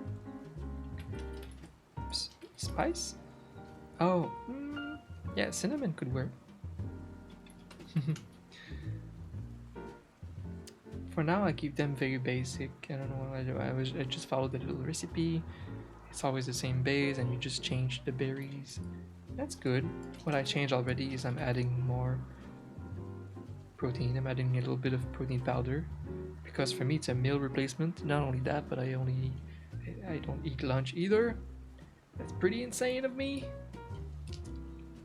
But I like it. It's pretty filling. I thought they were not very sweet, so I started adding a little bit more than a half banana on it, and they became a bit better. But today the banana was not ripe enough, so not super sweet.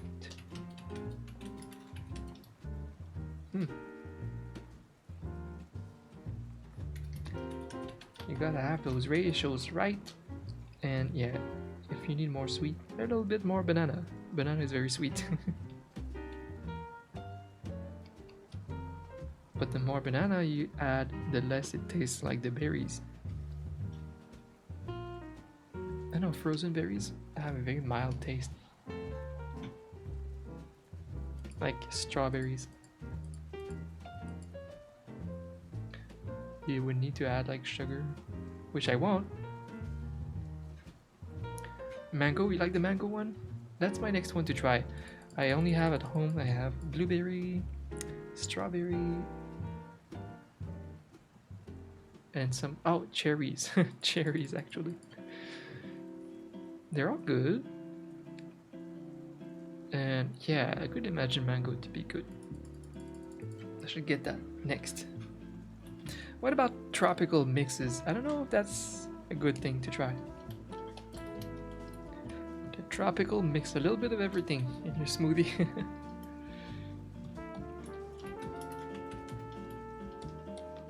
What am I drawing?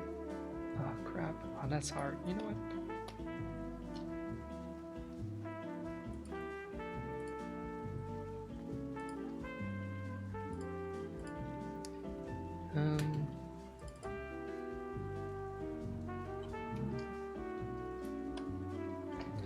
Alright, Buzz, are you ready to be sad?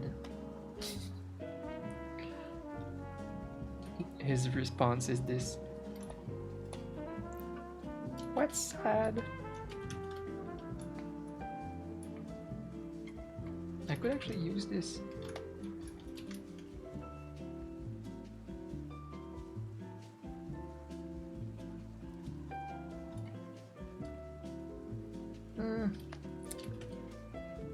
Could be wise to draw from scratch.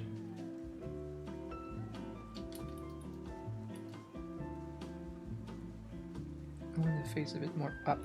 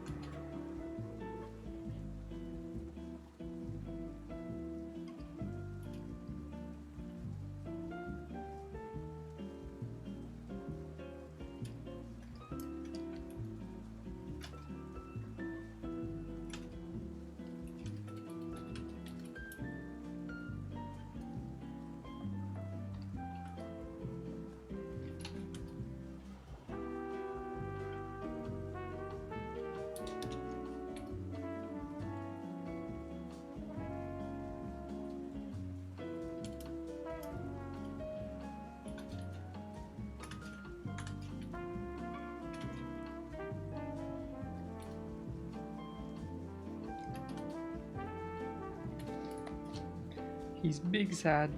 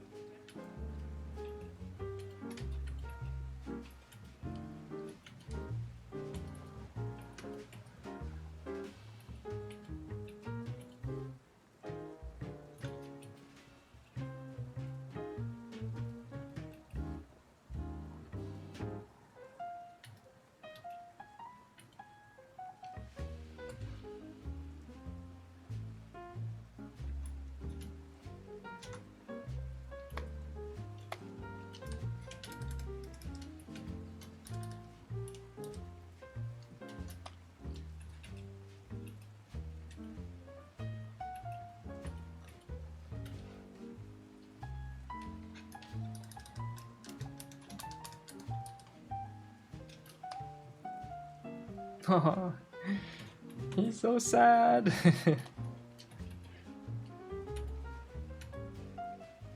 Poor Buzz.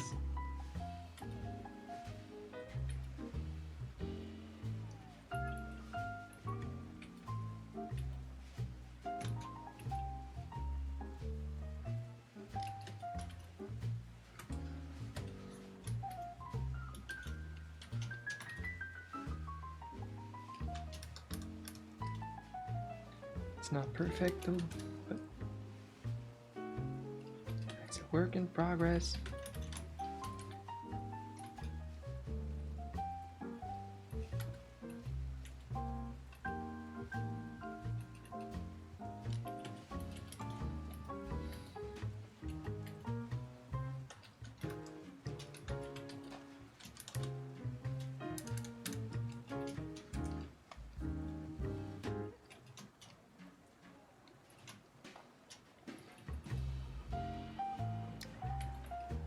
Have anyone watched Marvel's Agent of S.H.I.E.L.D.? It's the only like Marvel thing I have not consumed. I'm a bit afraid because I remember watching the first episode and I was not turned on.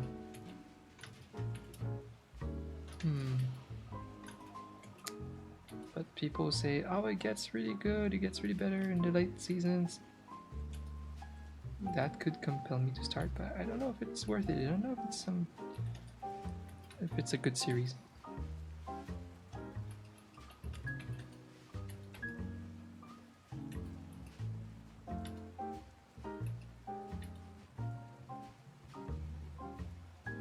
Agents of S.H.I.E.L.D. and then there's no Samuel L. Jackson. And who cares?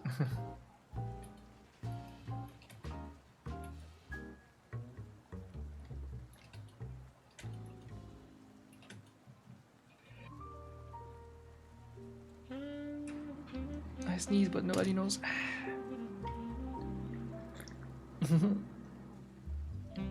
The power of my mixer. Mechanical mute. That's a good thing about having a mixer. Everything's mechanical.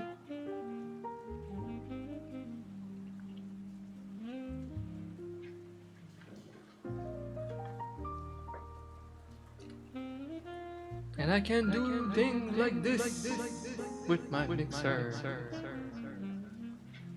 It's pretty funny when I play D&D and I'm like, Fireball when I cast Fireball with my sorcerer.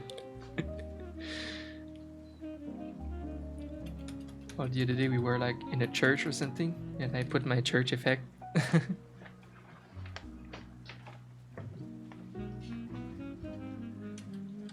It's pretty funny. Yeah, I don't know if you have something for voice effects, Zartab, but there is other ways to do it digitally too.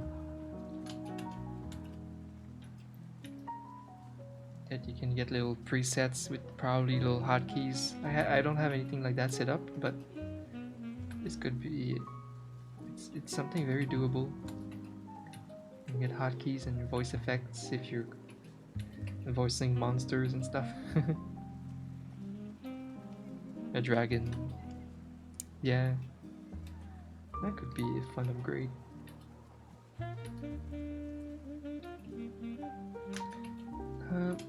What's the free audio digital interface that I used to use a lot? I don't remember. It's pretty good for having a live effect in your voice. A lot of people use that. I forgot.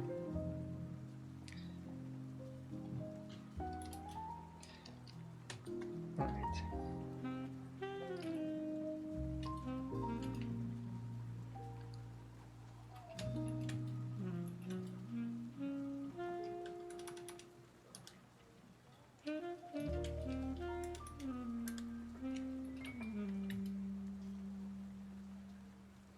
Yeah, I think that would be mostly free.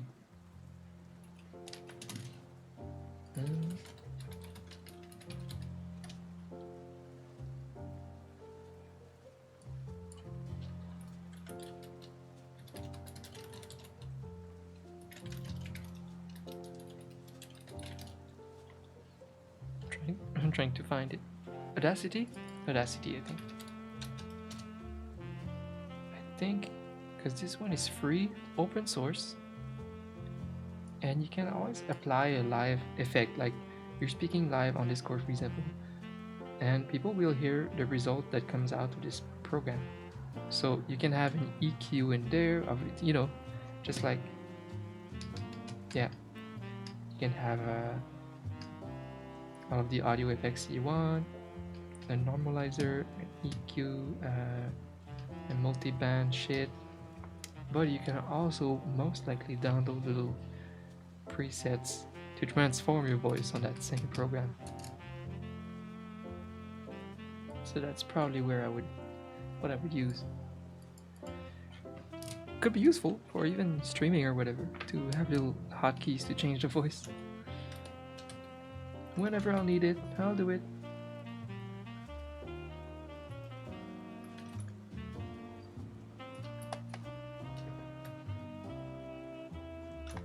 This little puppy is so sad.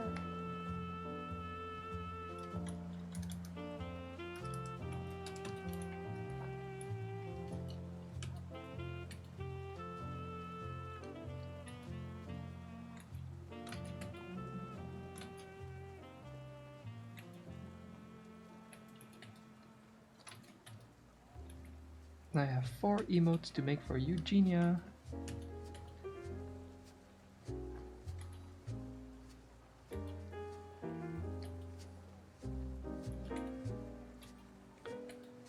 And I'll be definitely streaming tomorrow, polishing these emotes, hanging out with my jazzy vibes, or maybe different vibes tomorrow.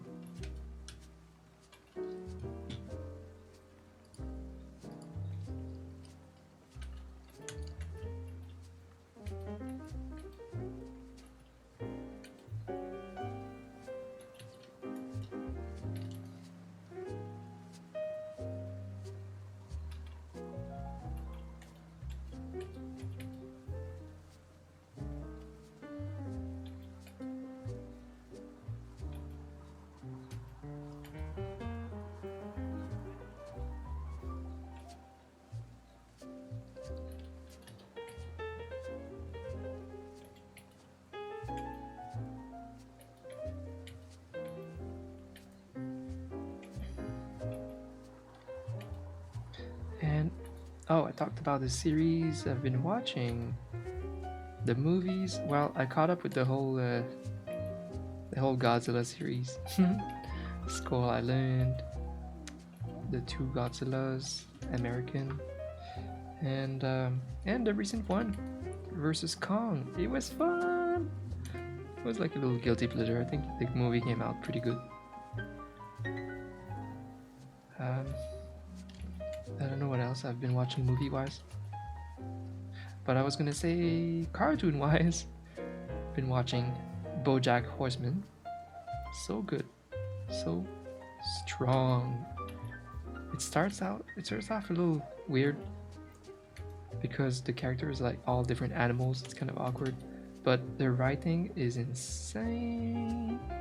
It's so good, and it just keeps on getting better and stronger. The writing just keeps blowing your face and your brain every now and then, right? It's so good. And it's especially more fun if you know like the general pop culture actors and stuff, because it talks a lot about the Hollywood life. So yeah, absolutely very strong show. And I've been watching Legend of Korra, which is a little bit less good than Avatar, but still fun and good animation project from the same team. And I love this team a lot. They made Castlevania and they're great. And you know who's great? D-Roy is great! For subscribing for 41 months. You missed all of the talks about what has been up lately, D-Roy, but it's okay. You're great. It's good to see you. Thank you for your support still. Thank you so much. I appreciate you. You was working.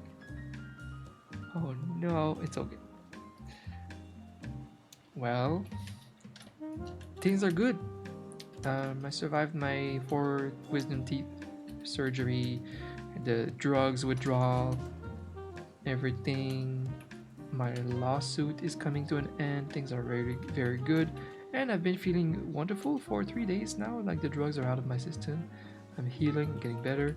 I'm very, very, very, very excited for what's coming for my projects on YouTube soon. That's it. 3 hours of streaming resumed in 1 sentence. Bye! Just kidding.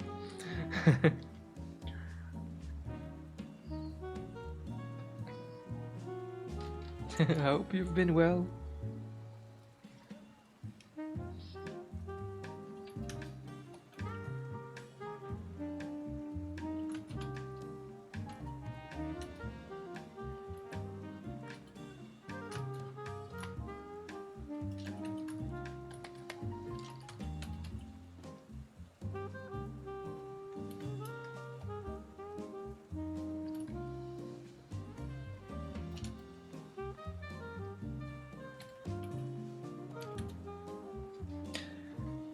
Thank you, Leroy. Yeah, I feel like a lot of big, stressful things are just behind me. And it's finally time to pop off the rest of the year. I feel like I'm gonna have a great rest of the year, especially since summer is coming and I might have my flu shot. The thing is, Canada is extremely behind. There was some problem with our not furniture, how do you say that in English? Whatever, the distributor from Europe has had issues, so we were very late with distributing the vaccine, and I don't even have my first shot. And I'm someone with a chronic disease that takes pills that reduce my immune system. So I'm immunocompromised and I don't even have my first shot. That's how behind Canada is compared to the States right now. But they do expect us to have our 2 shots by June, July, I don't know. That sucks because we need a summer. I don't live in California where it's always summer. You know, it only lasts like 3 months here. We didn't have the last one last year, so I wish to have a summer this year. It's becoming very hard and frustrating. Everybody's frustrated here. So hopefully we get our shots very soon. Nice, congrats, Stripe. That's very nice. What's cool is when you have your first shot, you're kind of already scheduled to get the second one 1 month after, so you're already in the system. So for me, I need to check the website to see who can get the shot. I'm very eager. But the good thing is, like, it's crazy because right now we're at the highest peak because of our shitty provincial minister. Not Trudeau, but like our provincial minister in Ontario. He's been shitty. He's made a big mistake, and the cases have just been skyrocketing, bigger than last year. It's weird. Isn't it weird? It's like it's skyrocketing, but that people are getting actively vaccinated at the same time. It's just like a big war between the vaccination and the virus thriving. But I feel like it's gonna go down very fast soon because everybody should be vaccinated in 2 months. So I don't know. It's at the worst, but it should end soon. And then I'm going to go to all of the restaurants in town one after the other every day. Can't wait to go to restaurants and the movies. Oh, I remember last year, I was going to see a movie with Crystal. I think it was A Quiet Place 2, you know, with Jim from The Office. It's a chill mainstream horror movie. Yeah, A Quiet Place, and then it was on the movies for like a week, and then they put it out because of obviously we couldn't go to the theaters and it was crashing and it was very bad for business. So they are announcing it for like fall. So in fall, I'll go see that movie. It's gonna be a symbolic trip to the movie place with Crystal. We're gonna see the movie we were supposed to see a year and a half ago. This piano is grooving. Hello, Sprite.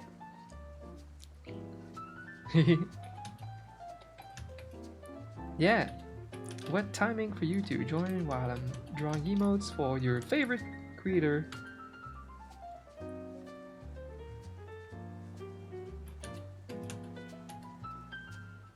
He's taking those keys for a walk.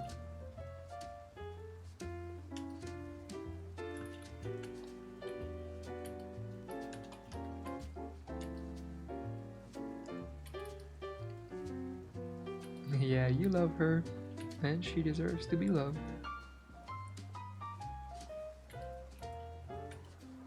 Beautiful soul.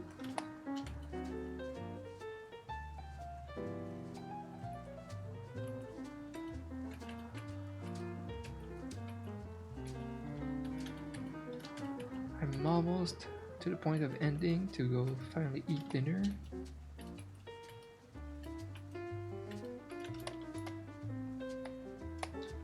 How much sadder can we make it?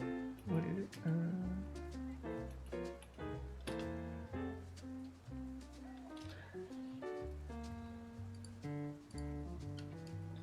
I think I'd like to just bottling like this.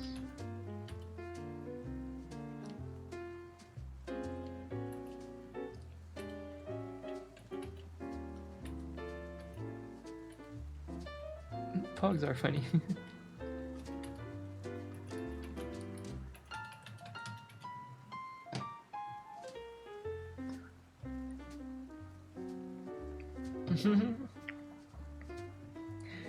Thank you. That's right, I do believe that artists in general are very devoted people, and that can reflect in other aspects of life. That's why you see a lot of artists that are also musicians or also good at games, because it takes the same kind of skill. Well, willpower or something.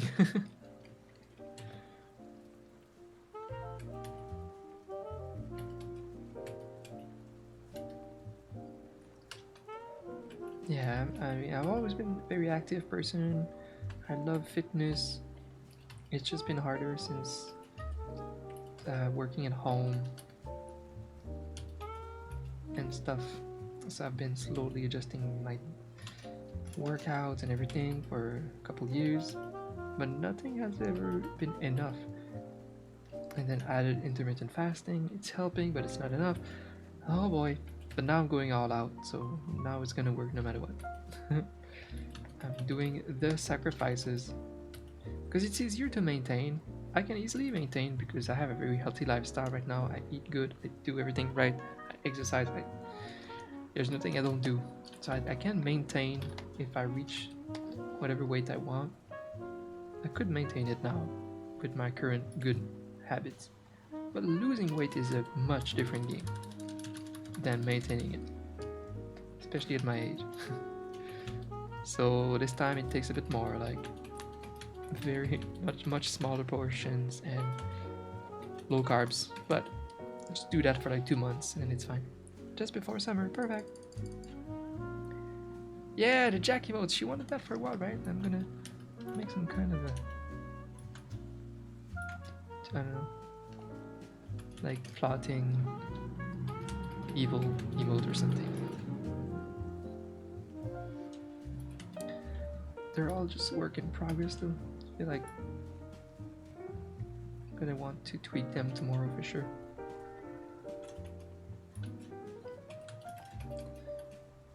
But it's getting there.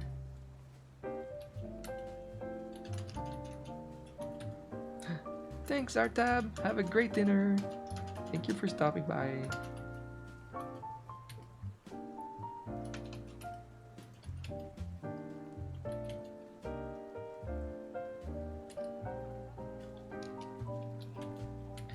Yeah, the typing emote, what was it for? I assume it's because some people, we hear her, the clickety clicks when she types. People would just spam that.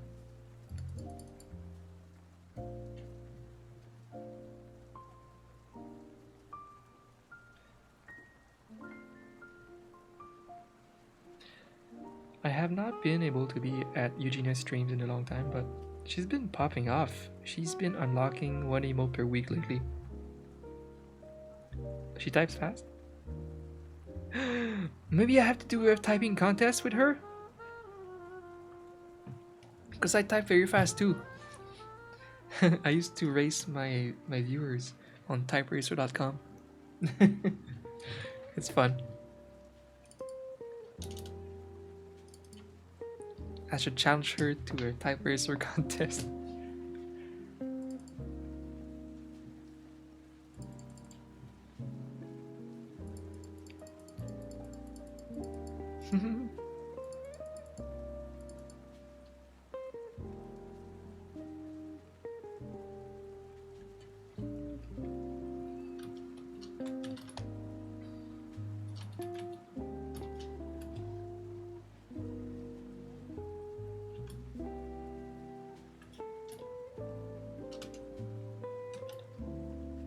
Oh, the sad puppy face.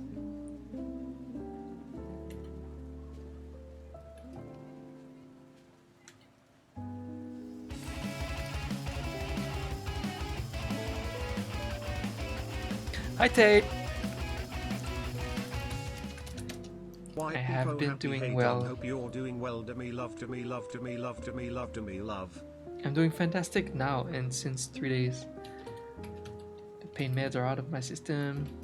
Feeling healthy, feeling great. Ah, feels so nice. And I'm waking up early and eating well. You know, I'm feeling on top. And all the stress is behind me. My lawsuit is ending. We're signing. And things are good. We're gonna have a great rest of the year, Tate. And it's gonna be fun. Leak the teeth. Yeah, I don't think that when you remove a wisdom teeth you can actually keep them because they saw that thing in half, they destroy it.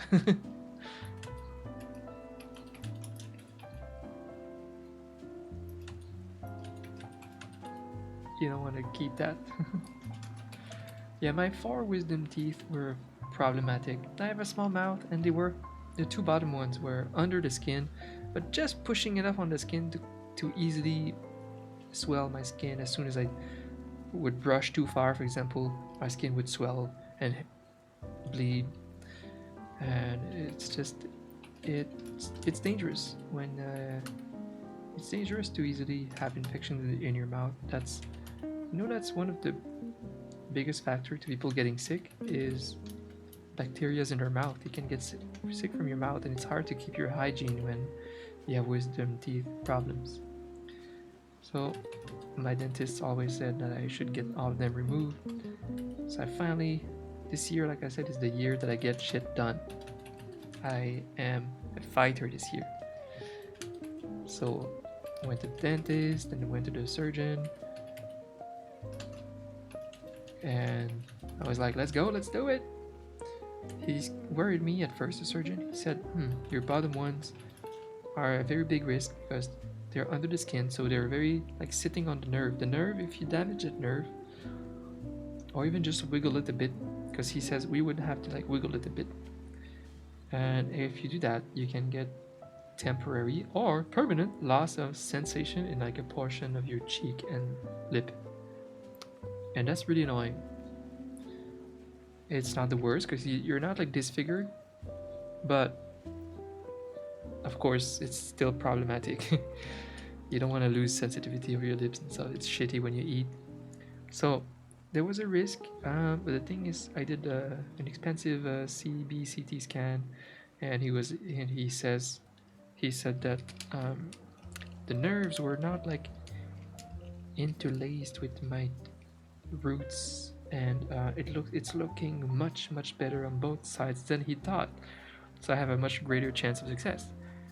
So he says, so we could do 2 tops and the right one, and if you don't have any paralysis or whatever, numbness, you can do the other one, so that this way you're sure to at least have one side. I'm like, nah, let's do all of them. Because at least this time he was confident. He was like, yeah, that looks good. Like he was confident this time. So I'm like, okay, surgeon is confident, I'm confident, let's go. Let's do all 4 right now, and I'm not coming back here. Like, you don't want to come back. It's so shitty to like go through that, and with the meds and the recovery, you don't want to have that twice. So it went so well. The same day, the same evening, I had my sensitivity back, which is insane. That's like a very successful surgery. So awesome. Yeah, it's very pog, it's very cool. I'm very excited that it's all behind me. Oh man. Once I'm gonna start processing that my surgery and my lawsuit are over, and there's like no more stress in my life right now. I'm gonna have a little break, you know? It's very nice.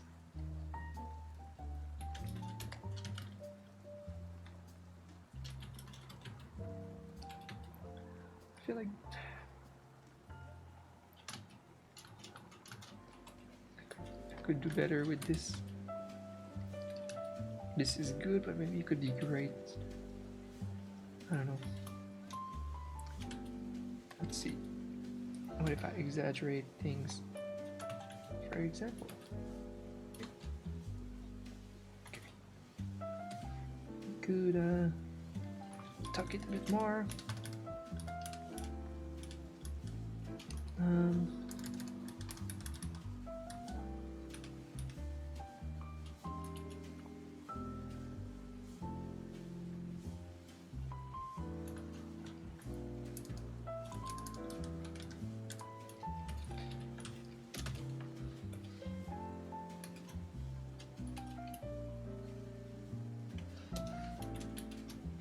It's always good to try exaggerating things just to find the limit of where you know it's too much. If it's not too much, it's gonna be better. So it's either better or too much. It's worth trying to push something, make it bigger, and then you're like, oh, I like the smaller one. So you know you had the right size before.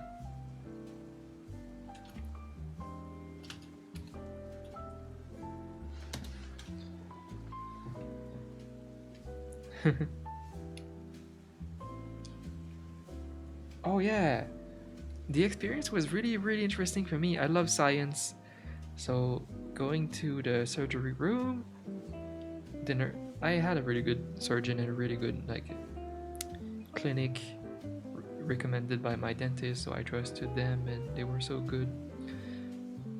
Um, she was asking me if I ever had like a procedure like that. I said, other than a colonoscopy a couple times because of Crohn's. And she said, well, the anesthetic that they give me is made from a similar thing. It's of almost the same thing as when you have a colonoscopy and they make you go a little bit like, woo! That's a drug. It should be called woo!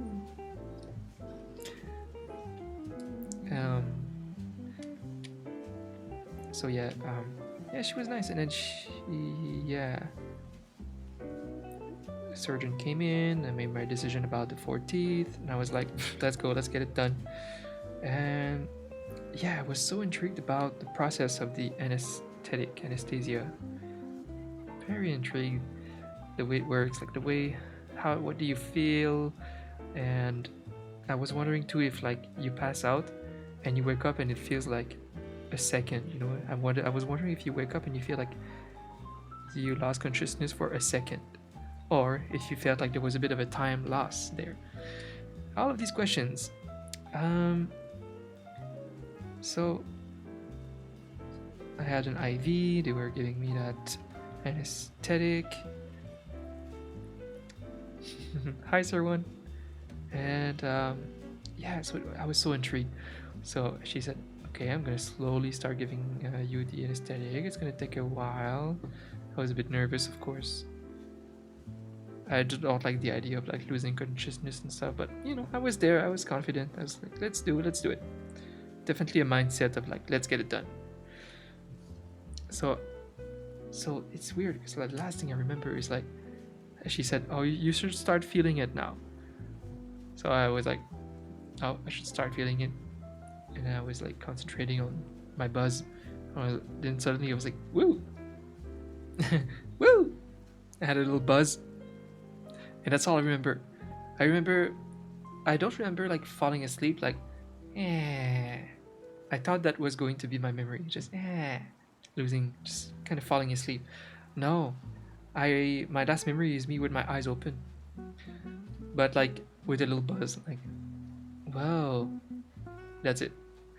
Cut to the next scene.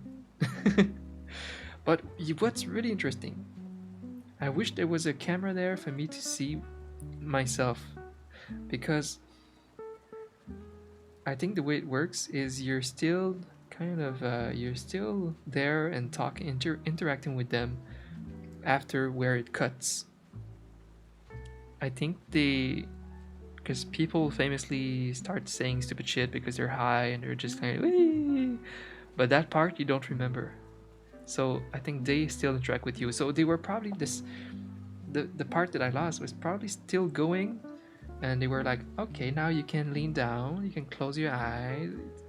Like they were probably still talking to me and I was probably still interacting, but I just lost that memory.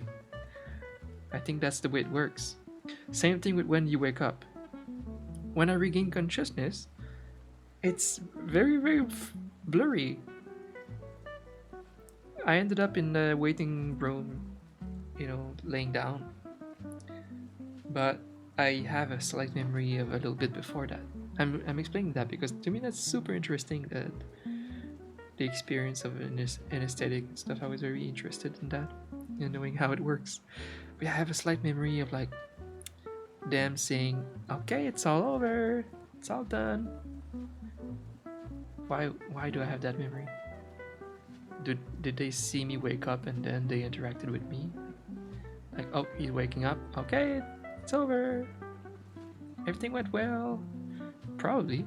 It's weird that it's my one memory, and I think they were transferring me to like a chair, which I don't remember, and then to the bed. Isn't it weird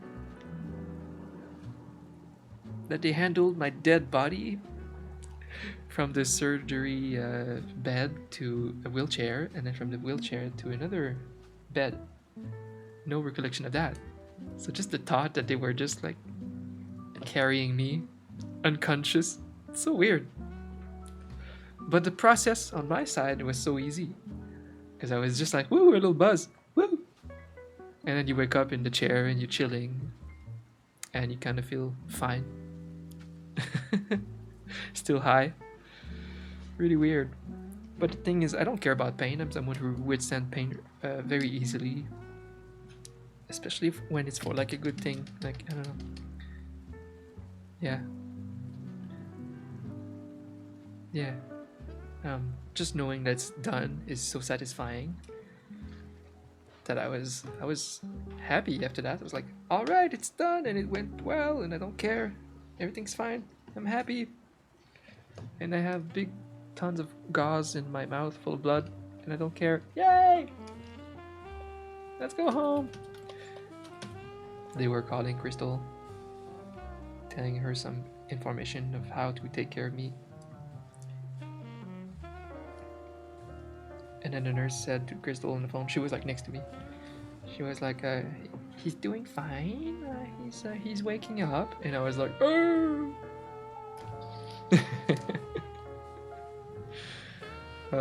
They must have a lot of stories, funny stories of people all drugged up doing stupid things.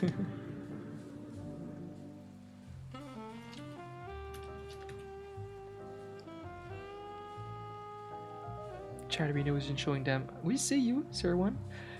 Hi, Kevin. What's up, Kevin? Interesting conversation. There are always interesting conversations here, right?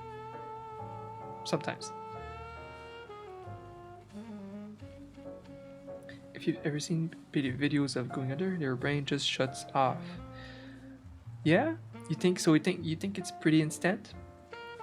Like they just kind of fall asleep very fast? Or they keep on talking and interacting? That's kind of how I'm picturing it.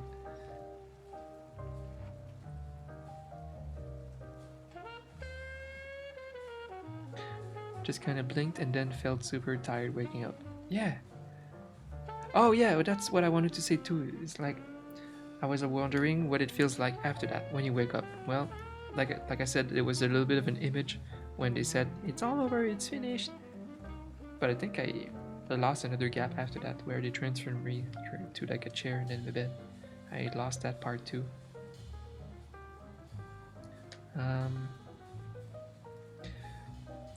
But yeah, the feeling of waking up, it didn't feel like I had just closed my eyes and opened them up again and only 1 second passed. It did not feel like that. It felt like there was a bit of a gap. Like, it felt like I was asleep for an hour. I woke up and it felt like I was probably asleep. And some time went by. So I found that intriguing. You just don't have memory of what happened in the last hour. But it's not it was not traumatic at all. It was actually a great experience. And I was so happy that it was a very successful operation to my 4 teeth. That's such an annoying word for a foreign learning English. There's a lot of like words that it's hard to remember that like tooth or teeth is the plural. Even though I know it, I still fumble that out.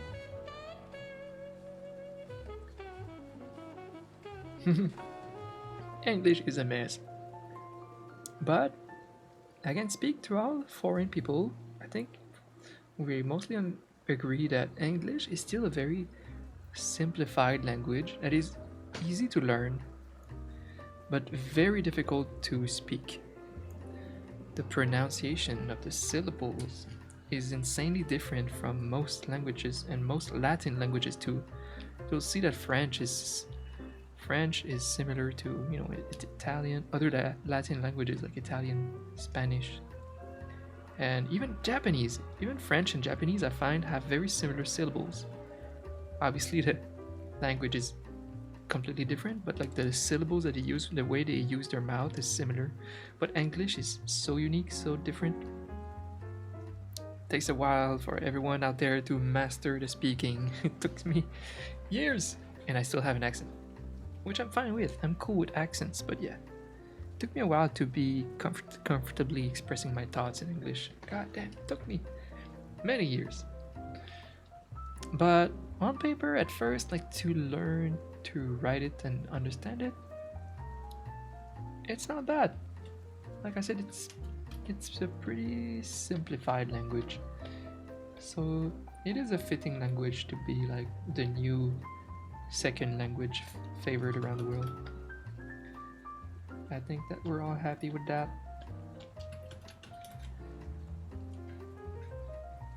Now I'm happy, so happy to know English. It was so hard living in a small French place surrounded by English people. It was so hard to interact with them for a very long time. And once I was finally bilingual, boom, a whole world of culture opened up to me and also to the world, because most of the rest of the world are learning English now, the new generation, especially the younger people online. We're all learning English, and it's so good because we can interact with each other. Like I have like Chinese friends, it's so cool that we all can communicate through our second language. It's awesome. But it's the same thing, like I do think it's so valuable to learn at least a second language, because like I said, you open up to a whole other culture of comedy, of TV series, good content that you did not have access to before. Think about it. We have amazing series in Quebec and France, amazing movies and TV series, and stand-up comedians, and nobody else have access to that. It's the same thing with Spanish and stuff. That's why I don't shy on discovering great movies with subtitles, of course. Like Spanish have great horror movies.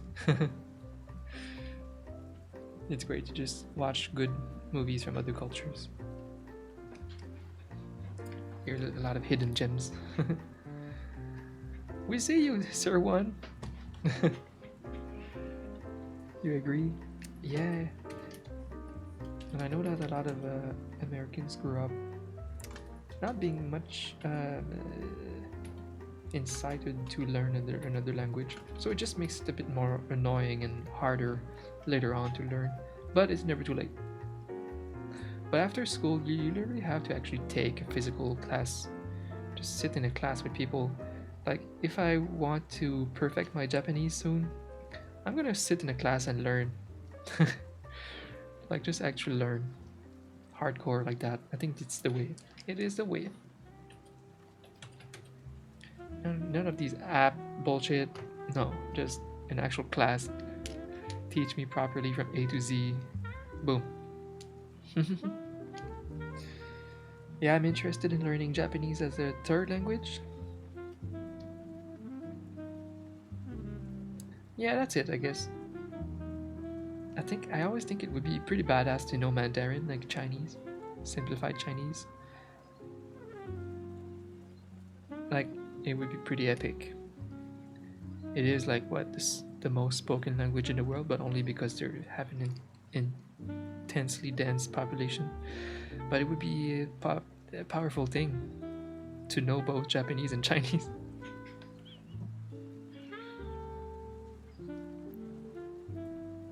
I'm very interested in the Chinese culture. It's very vast country full of different cultures. Like it goes from like a tropical climate with different, like a bunch of different food cultures everywhere, Cantonese and Mandarin and Sichuanese and everything. I feel like they are very rich in culture, but their government is cock-blocking them a lot right now and scaring everyone.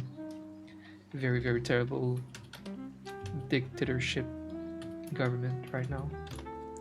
So I would not travel yet to China, but yeah, I don't even know if our lifetime they will have a better government.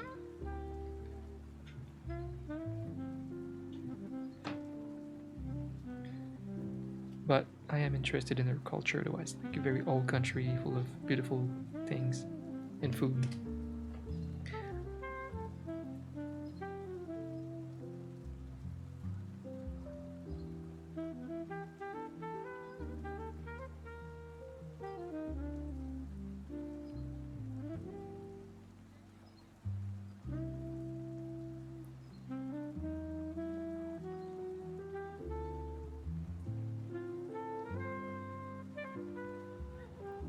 Tier 1, I forgot. I think English is also like a second language for you.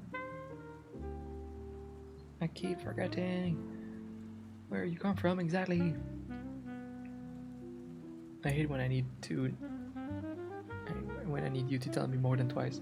Usually after twice I'm pretty good with my regulars especially, but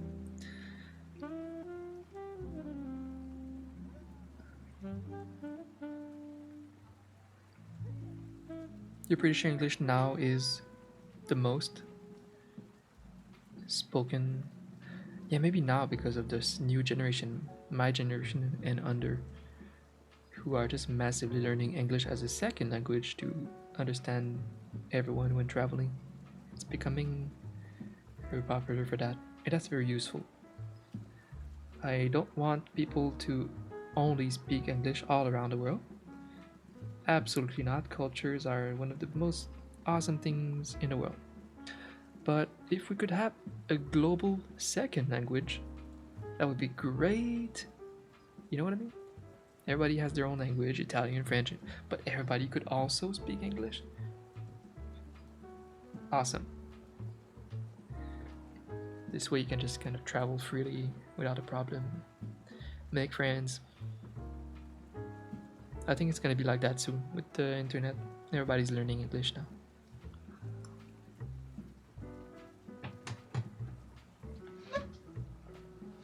I mean, I wouldn't say everybody, I don't know. I think around Tokyo, they know a lot of English. You know, touristic places will.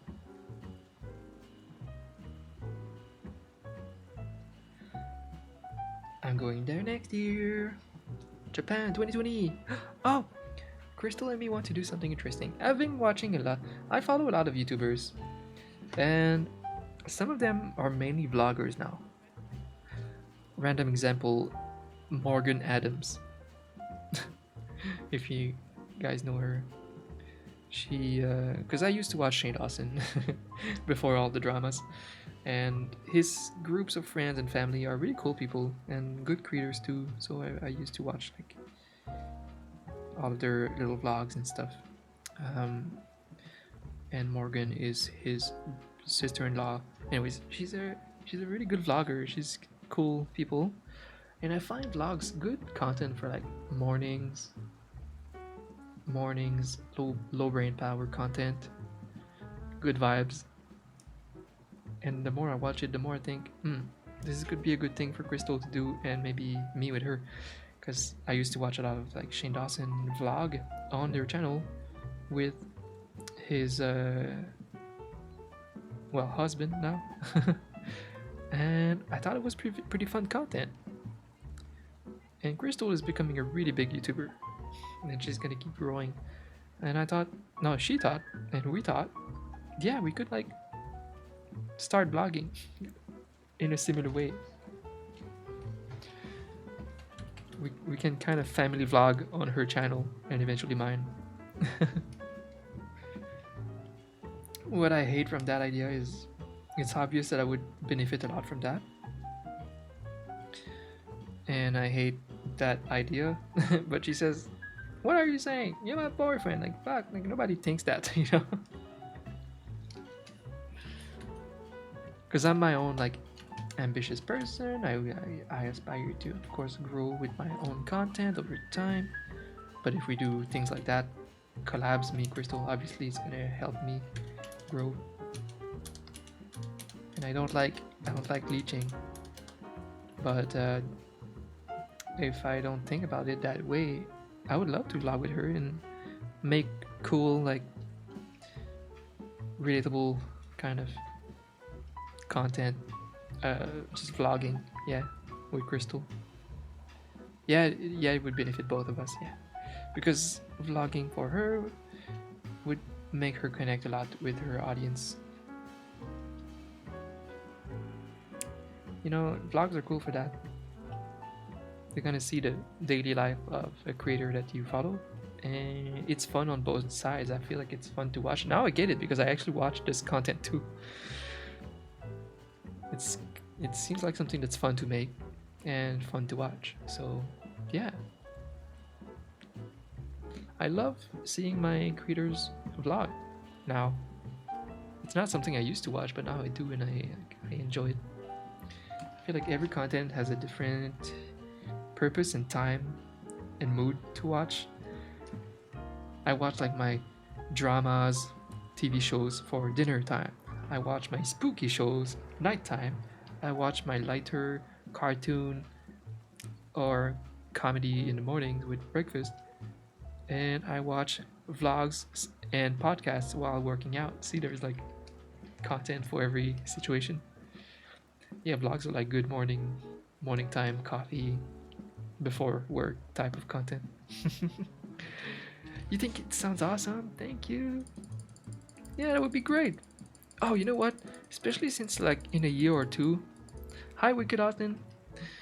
3 years. Wow. Did you switch name or you just came back after 3 years of? Oh no, what was I saying? Oh yeah, in 2 3 years. Nah, 1 or 2 years we will buy a house, and I feel like that's perfect vlog content. Getting a new home, you can make a whole series out of it. Establishing, you know, building the rooms. You can make a whole freaking series out of building, like moving somewhere. So this is where we could have a lot of fun, but also traveling. We intend on traveling a lot from here. So we will definitely vlog, probably travel vlog Japan next year. Oh, you're gonna see Pixel, my mod. My mod Pixel is part of the crew that we're gonna travel with, and Crystal's brother, Jonathan, the engineer.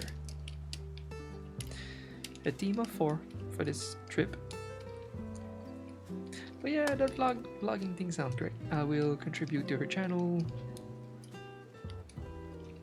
and it's gonna put eyes on my channel in return. And that's cool.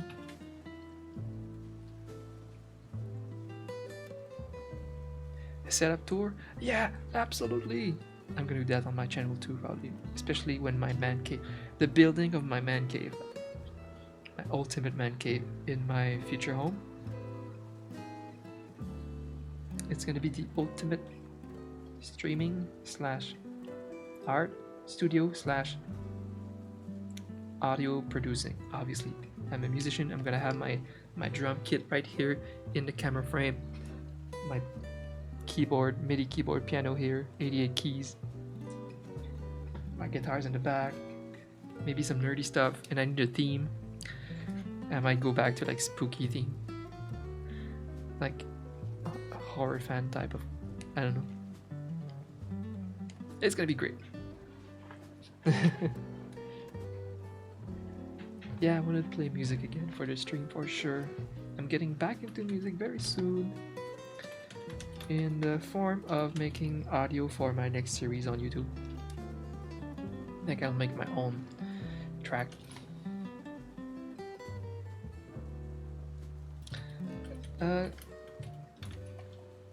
My creative brain is pooping a little bit today because I used it all yesterday, working all day on my Persona 5 print that is nowhere near being done.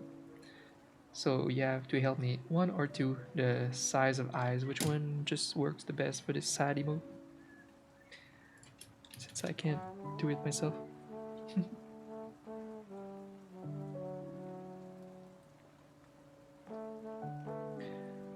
I am technically going to stream tomorrow and the day after to do my 3 days as planned. But I don't know. We don't know how I'm gonna feel tomorrow. Like I'm still recovering from surgery. We'll just see if even after a stream of talking the whole time, if tomorrow I'll be feeling good. There's a good chance though, because I've been feeling good a couple days in a row.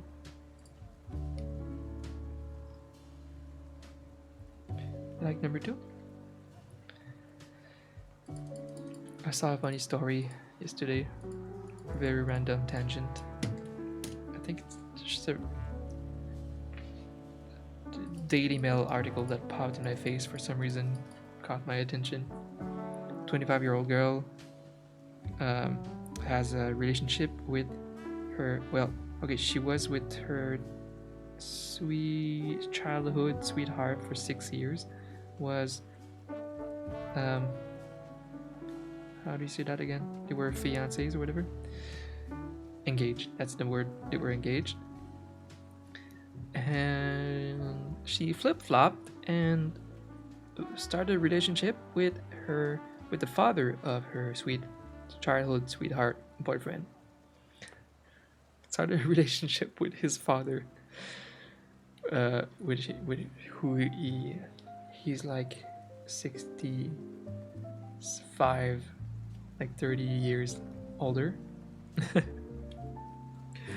And then, yeah, honestly, I never care about age differences. I'm like, after 23-ish, do whatever the fuck you want with people older than you or your age. I don't give a fuck. My girlfriend is 10 years younger than me, and we have the healthiest relationship you can have, so fuck it. Once you're an adult, you know? Like, you don't become less of an adult or more of an adult becoming older. You just become older. When you stop like developing your brain and shit, you know, and you're just like 23, 25 years old. After that, whatever you want. But it's more the crazy thing about this story is mostly the impact with the family, obviously. Oh my god. So everybody's mad at them. They stop talking to, well, obviously the dad, his son disowned him. His ex-wife, obviously too. So their whole family is against them on both sides. So weird. I just hate the idea. That's like the ultimate betrayal. I don't know. Do you think it's unthinkable? It's something nobody should do because you have the worst family situation after that, you know? You can't recover from that. And if they ever break up, oh, never mind, they had a baby. The dad has a baby with his son's ex-girlfriend.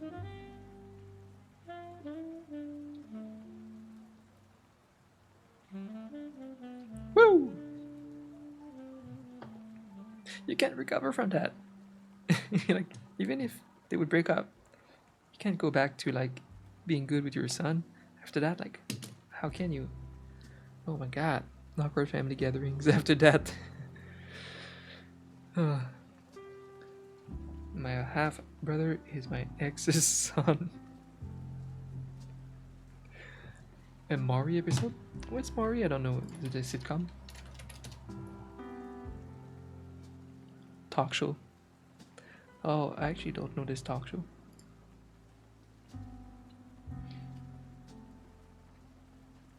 Do they have some crazy stories? Is it fake? Is it like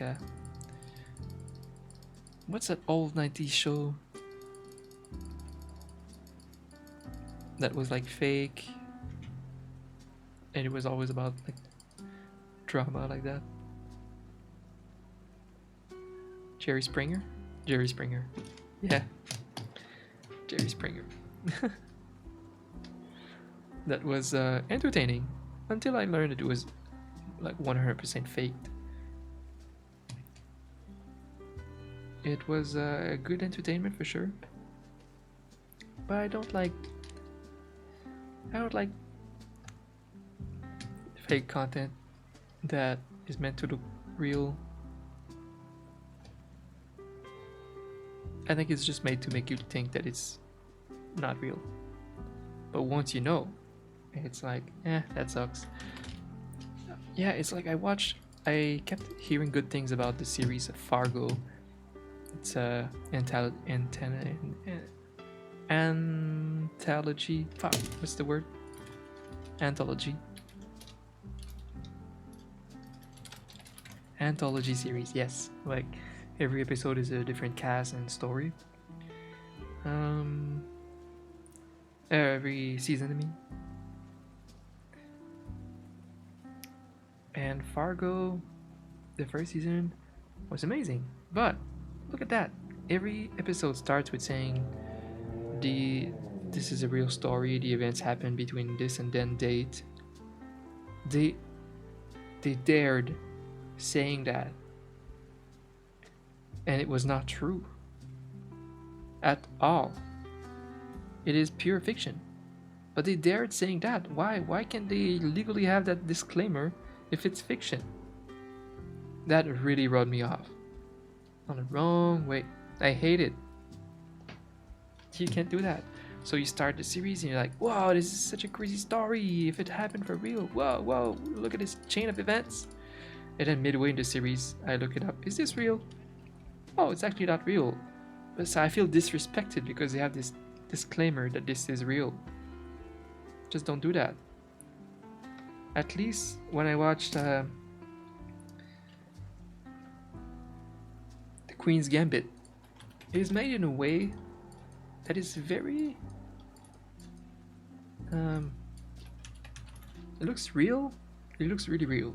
It makes you think that it happened.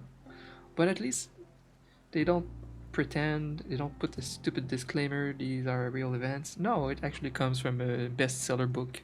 It's pure fiction. I thought it was a real story when it started. But it's also fiction. But at least they don't pretend to be non-fiction. Yeah, Fargo. And it's sad. I felt so disrespected that I didn't watch the other seasons. Well, also I think that most of the hype was about that first season, so I watched that.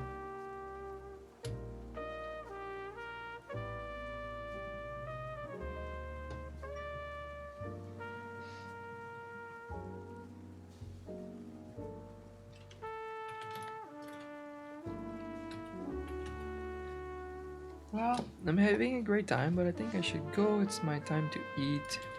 And also, the more energy I save, the more chance I can have some the next day.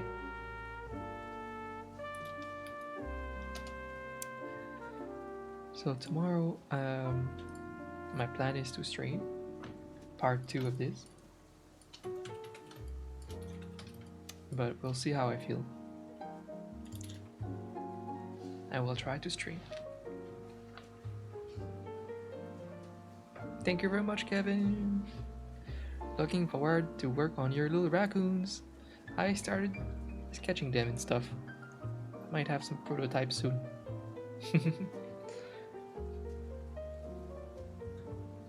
Alright. Thank you so much for watching. Thank you everyone that showed up today. I appreciate you so much. And we had a lot of new subs today. Like people came out of nowhere and subs. Appreciate you a ton. Hope to see you next streams. Have a great evening, everyone. Bye bye.